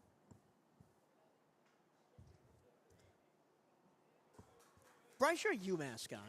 What do you think of the Minutemen coming down here to play the Wildcats? You keep attributing me as this UMass homer. We watch a fair amount of games in my household. My family grew up about 15 minutes from their campus. It's like any North team coming down here and trying to get the early action in. Down here where it's warmer, and always, is one of those things you think about is how teams like this even practice early on in the season with all the snow and the cold. I'll give them a ton of credit. I mean, they haven't looked at all like a team that's whether struggled for practices or not been able to see a ton of game action yet. This is their first game of the year. They have played much better than those circumstances would suggest. Whoa! Zambrano lost it again and hit Sullivan. 2 straight free passes in those first and second with 1 out. And that is something we did not expect from Juan Carlos Zambrano. Well, maybe he just likes working out of situations of his own doing. So here's Hogue on second, Sullivan on first after 2 free passes. The batter is Matt Travisano. Travisano 0 for 3, 2 ground outs to third and a fly out to left. 1 away in the inning. Zambrano deals. Misses upstairs, ball 1. And I wonder how quick the pull will be here with the Wildcats just up by 3. Well, who do you have behind Zambrano that you trust to make a significant change? There's a fastball strike on the outside corner. We saw an 8-run lead for the Wildcats erased last Sunday. They lost to 11-8. 8-0 through 2 innings. And the Wildcats got 1 hit since then, after that.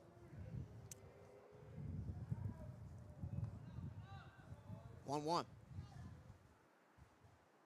Big cut and miss by Travisano, and it's 1 ball and 2 strikes. Well, they're down here to catch a little bit of warm weather. Not that tonight's warm at all. But then they're right back up in the Northeast next weekend against Coppin State in Hanover, Maryland. Unlike Stony Brook that hung out here this week to play Gulf Coast. Yep. And I think they're down here again the week after. Some of those teams take advantage, man. They stay down here for weeks. I don't blame them. That's why you see such a front-loaded home schedule for teams like BCU or others. I mean, FIU, 24 of their first 26 games are at home. God bless that SID staff down there. That was a wild stat when I heard it last night. And so that's the issue with the home plate umpires having with Juan Carlos Zambrano. He's touching his face and then touching the ball without wiping his hand off first.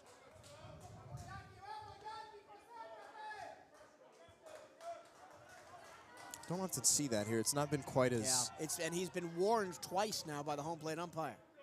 Count is 2-2 on Travisano. And JC deals, swinging a foul back to the screen. The runners were going, but they'll have to retreat. Count holds 2-2. Yeah, after this, it's 3 against former MEAC foe Coppin State.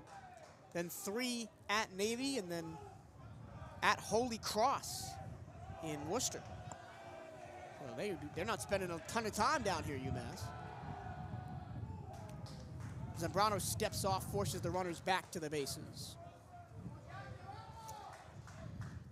Sullivan on first. Hogue on second after a walk and a hit by pitch after the first batter of the inning, Sam Hill, went down on strikes. 3 balls, 2 strikes, the count to Travisano. And Travisano fouls it straight back. If it weren't for the netting here at Jackie Robinson, that would have been right in our laps. Beats where we were last year. Oh, yeah, on a folding table down front, yeah. We do what we can to make it work at a facility that's been under renovations for the last 20 years, it feels like. Going to second, and if that throw is better from Zambrano, maybe they have a chance to get Hogue at second. But Venegas does a good job keeping that one in the infield. And once again, the 3. Oh, we got a ball out of the bullpen. That's the second one tonight. Oh, we're above average. We're above average. But we see we didn't have any all last week. And I think it gets worse when the SWAC teams come in because of the iffy pitching and iffy bullpen you can find throughout the conference. That's definitely true. 3 balls, 2 strikes. Venegas, or sorry, Zambrano misses and the bases are loaded with 1 out in the inning. 3 straight free passes, a walk, a hit by pitch, and a walk. Travisano on first, Sullivan on second, and Hogue on third. And now 2 Number 10, the center fielder, Carter Hansen. pitchers warming up in the BCU bullpen. This will be a visit from the pitching coach. No worry of a change right now. Joel Sanchez goes out to try and settle Juan Carlos Zambrano down. So after 3 here this weekend, the Wildcats will stay home for the midweeker and host Indiana State, who has one of the wildest early stories in college baseball this year. As they scored 35 runs in a win in the midweek. I'm going to see if I can find that score real quick for you. Against Wagner, they won 36-6. And also 16-6 the day before. So we got a powerful offensive team coming in on Tuesday. That's Indiana State Sycamores. Then next weekend, we'll get the Maryland Eastern Shore Hawks for a 4-game set here at the Jack. That's what the next couple weeks look like for BCU baseball. Bases loaded, 1 down. Zambrano a strike, first pitch to Carter Hansen. Hansen walked in the first, struck out looking in the third, flied out to center in the 6th. A real chance for the Minutemen to get back in this game down 4-1. In the dirt, ball 1. And it's been all of Zambrano's doing. 2 walks and a hit by pitch after striking out Sam Hill to begin the inning. The wind whips here at Jackie Robinson, a foul back to the screen.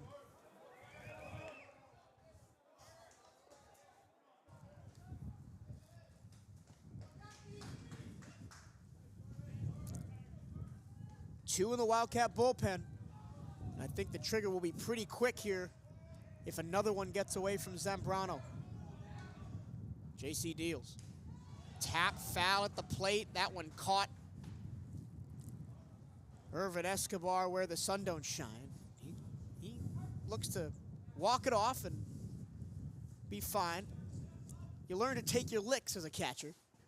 Some more than others, man. You got to be a psycho to play that position.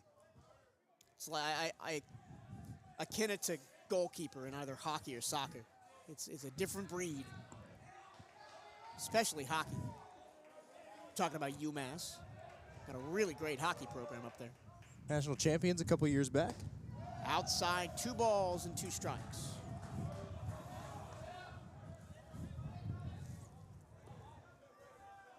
It's my second hockey reference of the night. I like to throw in at least one, since we don't have hockey here at Bethune-Cookman. 2-2. Big cut and miss on the changeup. And down goes Carter Hansen. And the batter will be Jack Beverly. Flair for the dramatic, Zambrano, huh? Yeah. Not out of it yet, though. Bases loaded. 2 down now.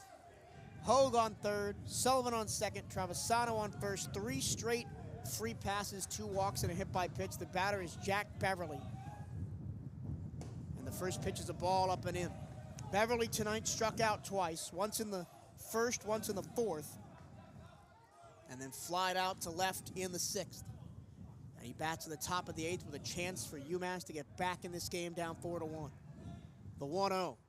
Breaking ball, chopped toward third, taking it himself is Martinez. And the Wildcats get out of a jam.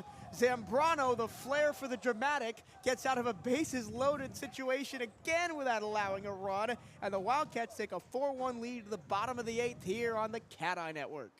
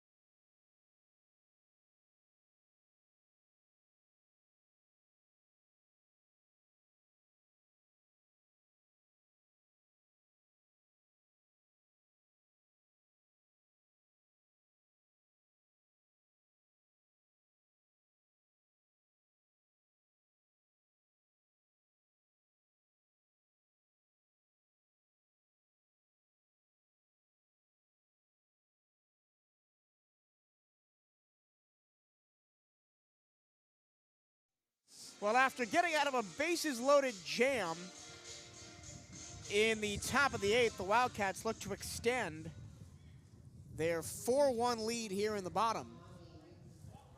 And Armani Newton is the leadoff man for Bethune-Cookman. Newton struck out in the first, was hit by a pitch and caught in a double play in the 4th. First pitch to him, squares to bunt, takes a ball upstairs. And then singled to left in the 6th and was stranded there. We know Newton has some serious pop in the bat if he can get a hold of one. With the 2 home runs he hit in the 8-run outburst against Stony Brook on last Sunday. He's ahead in the count 2-0. And he skies one down the third baseline. Long run for the left fielder, and he dropped it. Whoa, in foul territory, and Armani Newton gets off the hook. Well, maybe you want to take back what you said about Darrell Lee back a few innings ago. Maybe, because that was the same play. Same kind of play. Another one that I don't think that one quite hit off his glove like it did with Darrell Lee, but still, I mean, those are really tough plays to make. I don't put anything past either of those fielders for missing those. Jack Levine is still on the hill for UMass after giving up 3 to the Wildcats in the bottom of the 7th. Oh, that one almost hit Newton up by the head. It just bounced off the glove of the catcher, Colbin. Bounces away. The count 3 balls and a strike on Newton. And even though you're up 4-1, as here's the 3-1, way upstairs, ball 4. Even though you're up 4-1, Bryce, you don't want to take your foot off the gas because you saw what happened when you did last week. And on Sunday, that was textbook foot off the gas because it wasn't all on the pitching the reason you lost that game. Yeah, sure, letting up the 11 runs, losing 11-8 is not a great reflection on your bullpen or your pitching staff for that game. But it was the quick innings. I mean, it was 4 or 5 pitch innings they were swinging so often. They looked ready to go on a Sunday. Spin and throw back to first to try and get Newton. The batter is Manny Sufrain, who desperately needs a pick-me-up right now. He's 0 for 3 tonight. 2 ground outs to the second and a strikeout looking. Back in the fourth. Another pick over for Newton. And Newton doesn't strike me as the fastest draw in the West out there. They've been heavily picking off on the Wildcats over there at first tonight. I think the Wildcats have 1 steal. There's a strike at the knees by Sufrain. Sufrain was hard done. That reverse K back in the fourth was part of a strike him out double play where Armani Newton was caught going to second. And it was a 3-2 count, and in my humble opinion as a broadcaster, that was ball 4. That Sufrain got rung up on, and it confused Newton as well. So Sufrain looking for a little bit of redemption here up in the exact same spot with a runner on first. He squares to bunt and bunts it to the third base side. Charging hard and losing the ball is Travisano, and everybody is safe. And now maybe you see some of those first game jitters come in for UMass with the error on Travisano at third, and there's 2 on, nobody else. It also just goes to show, I mean, it's that you have nights where things bounce your way, and that's another one. I don't think Manny Sufrain would call that his best bunt ever. It kind of looked like it rose up on him a little higher than he wanted it to, and therefore he couldn't put the best, most controlled bunt, I should say, out there. But it's still it's a tough one to make the play on. The infielding for UMass over the last 2 innings has been a bit of an adventure. Remember the bouncing infield signal for Darrell Lee last inning as Irvin Escobar is to the plate with 2 on, nobody out. He squares to bunt, takes a ball. Escobar led off the festivities last inning with a triple to the right center field gap. He eventually came around to score on the on the wild pitch by Levine. And watches one outside, called a strike, 1-1. And then the other 2 runs scored, Rivera and Venegas on the 2 RBI double by Michael Rodriguez.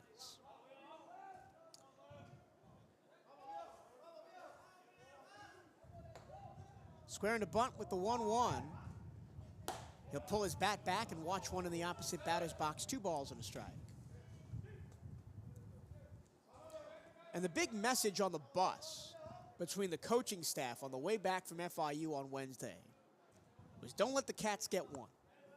And Hunter Allen and Derek Cartaya was sitting behind both of them on the bus on the way back. That's a bunt, right at home plate foul, and the count 2-2 on Escobar. I was sitting right behind the both of them as they were doing some scouting work for UMass on the way back on the bus, and they kept saying it over and over and over again. Don't let us get one. Don't let the Cats get one, because then we'll be on a roll. Feels a little dramatic. It does. For Game 5 of the year, but that's okay, man. That's the way this coaching staff is. They want to fire the guys up by any means necessary. It's a team that loves to get fired up, and like I said earlier, they play better when they're fired up. That's how you do it. That's a great way to do it. Escobar waves and misses at a little bit of a slider outside, and he goes down for the first out of the inning. The rare Irvin Escobar strikeout. He's been a tough guy to bring down that way, especially his first year here. One of the toughest in the country. Didn't stack up as well on the leaderboard last year, but still, man, so disciplined. He only struck out 6 times last year. I read that stat off earlier in the game. The batter is Darrell Lee, who doubled down the third base line in the second. Grounded out to the pitcher in the 5th, and then singled on a wild bouncing ball on the infield before being caught stealing in the 7th. Lots of dancing going on over there at second. Here's the first pitch. Here's a fastball strike on the inside corner to Lee.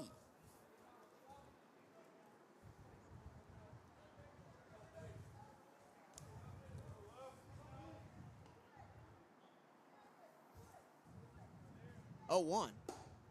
Inside, called a strike. Lee shakes his head, gets back in.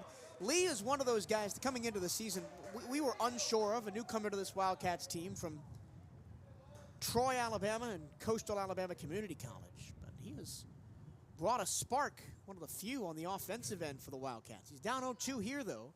That one bounced to the plate. Great job by Colbin, who Levine has given Colbin no favors behind the plate in his 2 innings of work. I mean, he had the wild pitch to score Escobar. There's been a couple others that have been bounced to the plate and tipped back there. He's had to do a great job of preventing it from going to the backstop.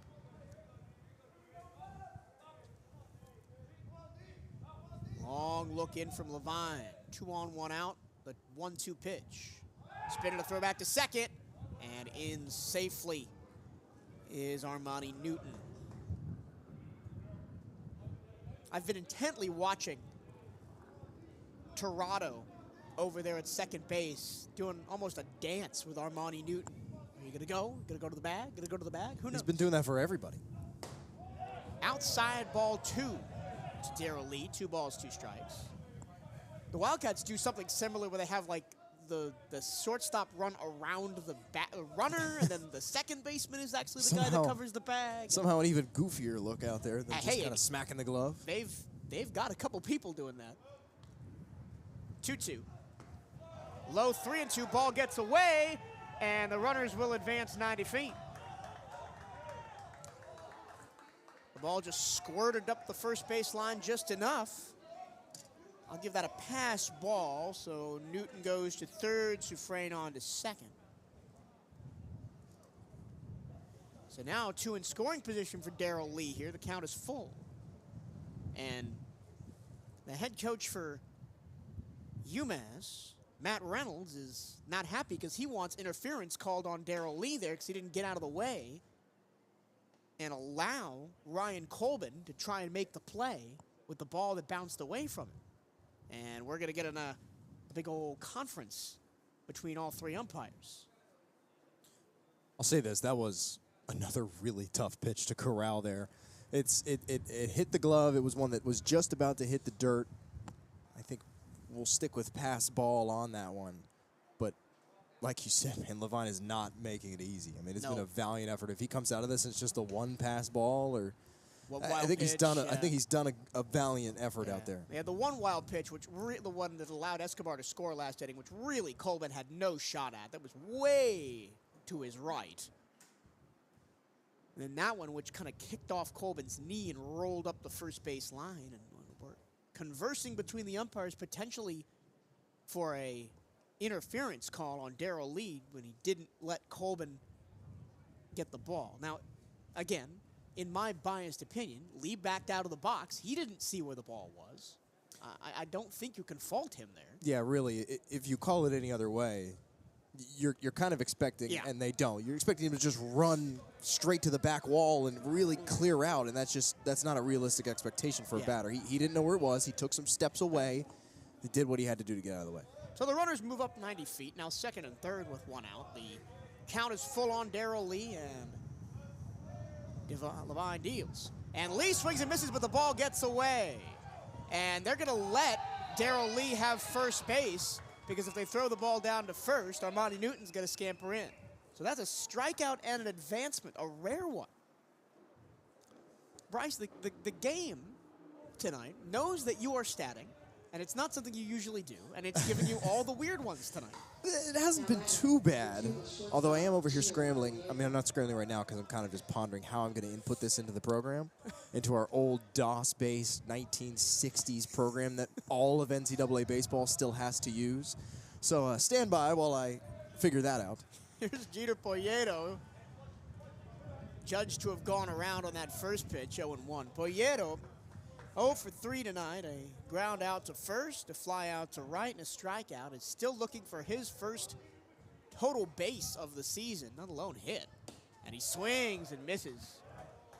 And as the farther that Poyeto goes into this season without a hit, without any contribution offensively, as the bases are loaded with 1 down here, it's going to be increasingly weighing on his mind. Levine deals. That one, swing and a miss, strike 3, and Poyeto, 3 straight swinging strikes, goes down.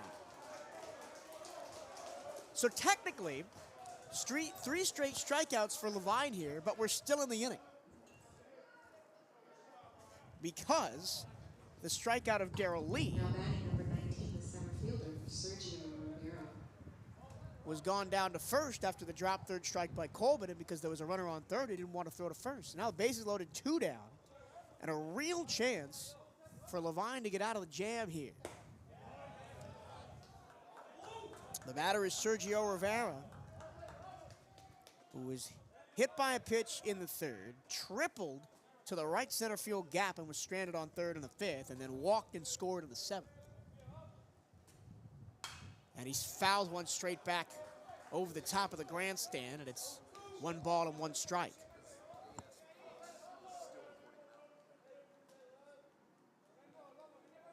As Bryce is still trying to figure out how to input that drop third strike man on first. The 1-1. Breaking ball drops into the zone for strike 2. That's the first time that Levine has thrown that real dropping curveball. We only saw it once from O'Connor to get a strikeout when he was on the mound. A 1-2 with 2 down, bases loaded. Slider out of the zone. 2 balls and 2 strikes.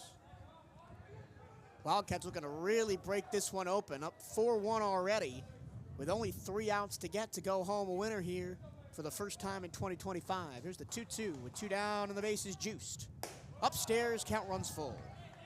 And now Levine is a ball away from walking in Armani Newton, who stands on third. Newton led off the inning with a walk. Sufrain reached on an error. Darrell Lee struck out but still advanced to first on a drop third strike. Full count to Rivera. Here's the pitch. Swing and a miss. Fastball got by Sergio's bats. The Wildcats strand 3. They can't put any more in, but 3 outs away from their first W of the season here on the CatEye Network.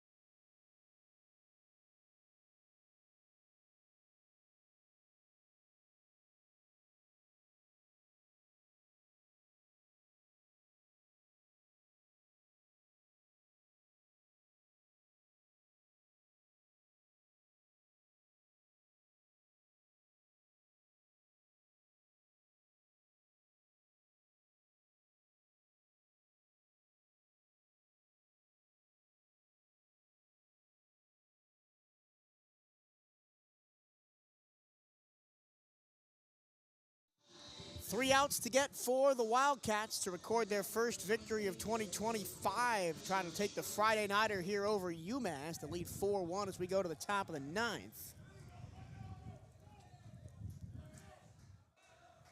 And the batter for the Minutemen is Michael Schroeder, the scorer of their only run so far tonight, all the way back in the 2nd inning. Led off the second with a single, was singled to second, and then 2 sac flies got him in at that point to tie the game at 1.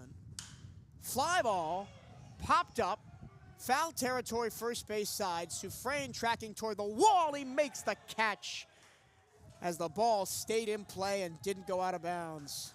1 down.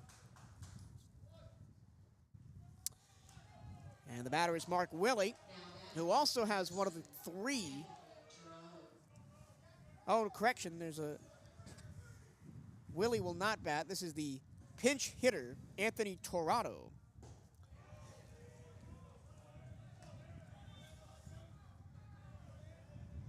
Who came on to play second base.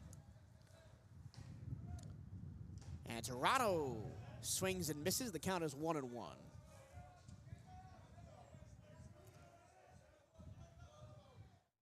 Torado, the freshman from Cheshire, Connecticut, grounds one toward the middle, and that's the 4th hit of the game for UMass. And the Minutemen are in business with one out here in the 9th.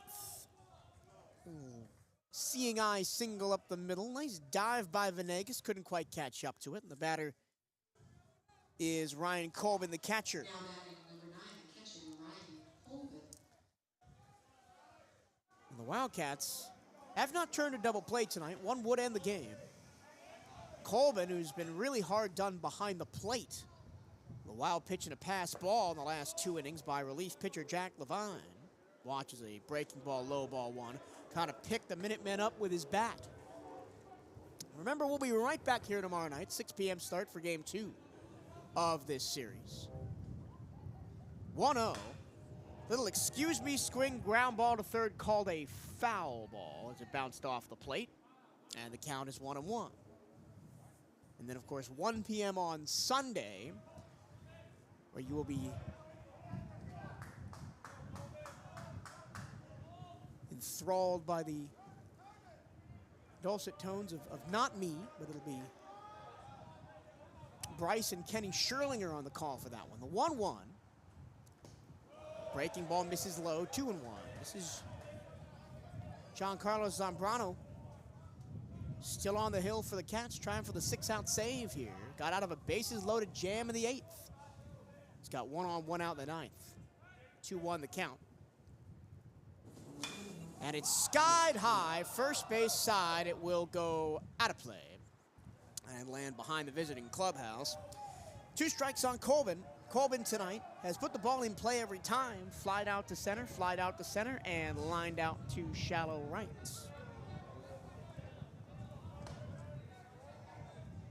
Wildcats 2 outs away from their first win of the year after starting 0-4.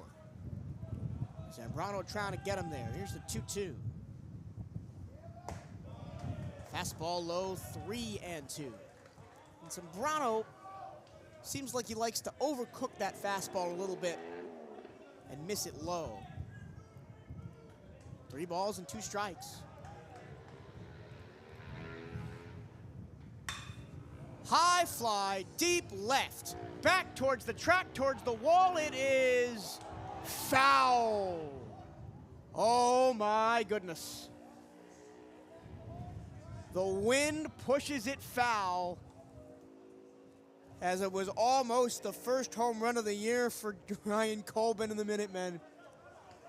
And Zambrano, who gave up a big fly last Friday night to give the Stony Brook Seawolves a lead they would not relinquish, almost had flashbacks, but the count is still 3-2 on Colbin. And he hits it again, out toward left field and deep. That is going to stay in the yard and be caught on the run. Darrell Lee with the hero play as he crashes into the short wall, separating the field from the first base clubhouse. And wow, I mean, a guy who started the game in right, started the game in right, moves over to left, and still, man, tracks the ball really well. You have to nail it off the bat if you're going to make a play like that. He had no extra time to play with, and he did everything he could. For the 2nd straight pitch, I thought that ball was way out of here off the bat. High fly ball, right field line. This will be a long run for Rivera. It goes out of play. The batter is Sam Hill, who is 0 for 3, flied out to right, ground ball to second, and a strikeout. Wildcats 1 out away now. After Ryan Colbin thought he had a home run twice. One went foul, one was caught right at the wall. And the ball is low, 1-1 the count to Hill. Zambrano looking for the 6-out save. Anthony Torado is on first after the base hit. Breaking ball catches the inside part of the plate. Wildcats 1 strike away. Stay on the line after the game is over. We'll hear from head coach Johnny Hernandez here on the Wildcat postgame show here on the CatEye Network. Zambrano trying to get one in the dirt, not offered at by Hill. On a wintry, windy evening, the wind has certainly played its part tonight. A tough evening for outfielders on both teams. 2-2, 2 out. Zambrano gets Hill to foul it off, and the game continues at 2-2. The Wildcat bullpen, which had been active earlier, late in the last inning, early in this inning, has sat down. It's all Zambrano. Breaking ball, strike 3 called on the outside corner. Zambrano with the 6-out save. And for the first time in 2025, this one belongs to the maroon and gold. The Wildcats break a 1-1 tie with a 3 spot in the 7th and hang on through the 8th and 9th to record their first win of the year. Just impressive, man. It's been a lot early this year that has been, it's been a mental struggle, and I don't mean to say that as, you know, the guys have melted down out there, but it's been, whether it's blowing an 8-run lead or on the very first night of the year, you go from down 3-1 to up 4-3 to back down and lost, and for them to finally be able to take so many of these big mental preparation steps, in-game mental adjustments, staying strong, you know, whether it be finally coming through with runners on base in a big opportunity and netting a bunch of runs out of it, or doing the same on the other end where you're minimizing UMass opportunities. It's a great win. It's a great way to compel you into the rest of the weekend and forward, one they desperately needed, one that can really kickstart some good growth for the team together. You still got some things, you know, the bullpen's still a little bit questionable at times as far as where it goes outside of Zambrano. The lineup still, I think, needs to be a little bit more consistent up and down. But for a guy like Bocadabello to come in and be able to start the weekend like he did, look so much more like we expect him to look, it's a great way to set the tone, and it's a great way to come out with a win. And it was a vintage Boca Friday. Gave up 1 run on 3 hits, and that was it. Zambrano came in, got the 6-out save. Again, made it a little bit interesting by loading the bases in the 8th, but we'll let it slide. He didn't give up a run. I mean, that's all that matters. Like I said, flair for the dramatic. A guy that plays with his heart on his sleeve and maybe just wants to get the guys fired up a little bit. But again, outside of that, it will be interesting to see where it goes until Pablo Torres and some others can come back. But they did what they had to do, and they got a much, I keep saying it, much-needed win. And the thing that stands out for me tonight, Bryce, is you only use 2 pitchers. And yes, UMass only uses 2 pitchers as well. But for a bullpen that is as beat up coming into the season as the Wildcats is, still trying to get a bunch of guys back from injuries, only using 2 pitchers on a Friday night and a win, it got to be happy for this coaching staff. And with a guy in Joel Correa ready to go tomorrow, if he looks anything like he did last week, you're really talking about setting yourself up as best as you can. We know the team's a little bit banged up in the pitching department, so you're going to have to remain efficient, maximize the crew that you do have, and use it as an opportunity to develop some guys that you're really going to have to rely on later into the season. And the bats tonight, they did enough, right? They came through in the 7th, got the 3 runs, took advantage of some UMass errors. Yes, UMass playing their first game of the season. There were bound to be some 3 errors tonight for the Minutemen. But the hits will come, I think. And if you're getting at least 1 guy on base for the last, I don't know, I can't do math, 16 innings now? Yep. Yes, you only scored 4 of them, which doesn't feel good, but they're there, and the opportunities are there. And against pitching that is not top of the line like we'll see in conference play, those opportunities are going to present themselves, and you have to be able to get some of that timely hitting. And that's where you talk about the mental aspect of all of it, is because, yeah, you see the signs there. You see chipping away. You see putting guys on, whether it's using a little bit of the small ball today, a handful of steals there, a lot of hit and runs. You see that stuff, and if you can flip that mental switch, especially some of the newer guys, you know, whether it's a guy like Poyeto, or we've seen strides from Darrell Lee and some of these other guys who've put a real charge in. Then going all the way back to the veterans, guys like Manny Sufrain, who've been there, done that, who knows what it takes to win here, to win these non-conference games, to win on Friday nights. It's just taking a little bit of settling in, remembering that it's even though it's cold out here, this is very much baseball season. We are back in the swing of it, and if you can turn a few more of those left on base, I think they ended up 5 or 6 on the night. If you turn those back into a couple RBI here, couple RBI there, you're looking at an entirely different ball game and one that is a lot more comfortable for this BCU team. Final line scored tonight for Bethune-Cookman. 4, as my my sheet completely gets away from me and flips to the blank page. Yeah, I got it back. For the Wildcats, 4 runs, 6 hits, no errors. They left 8. And honestly, yes, you normally look at runners left on base as a negative, and it is that. But I almost kind of look at it as a positive, right? You got the 4 runs. You left the 8 guys on base. That's, 8 runs that you might have coming down the pipeline against the pitching staff that's not as good. For UMass, 1 run, 4 hits, 3 errors, which is crucial. 2 of the Wildcat runs scored on those errors, and 3 left on base. The winning pitcher is Tanaboka Bello. He moves to 1-1 on the year. The losing pitcher is O'Connor. He goes to 0-1. Oh, actually, the losing pitcher is Levine, not O'Connor, because Levine gave up the go-ahead run. So the line goes to 0-1. No decision for O'Connor tonight, and he was good. I mean, for the UMass faithful watching this from back home, you got a stud in O'Connor. No doubt. He made it look easy, man. Only 63 pitches on the night for him. He was just smooth, collected, attacked the zone, threw a ton of strikes. If you can do that consistently on Friday nights, you're already setting you up for success. But the stuff that he showed us tonight, easily the best we've seen thus far at the Jack this year from an opposing pitcher.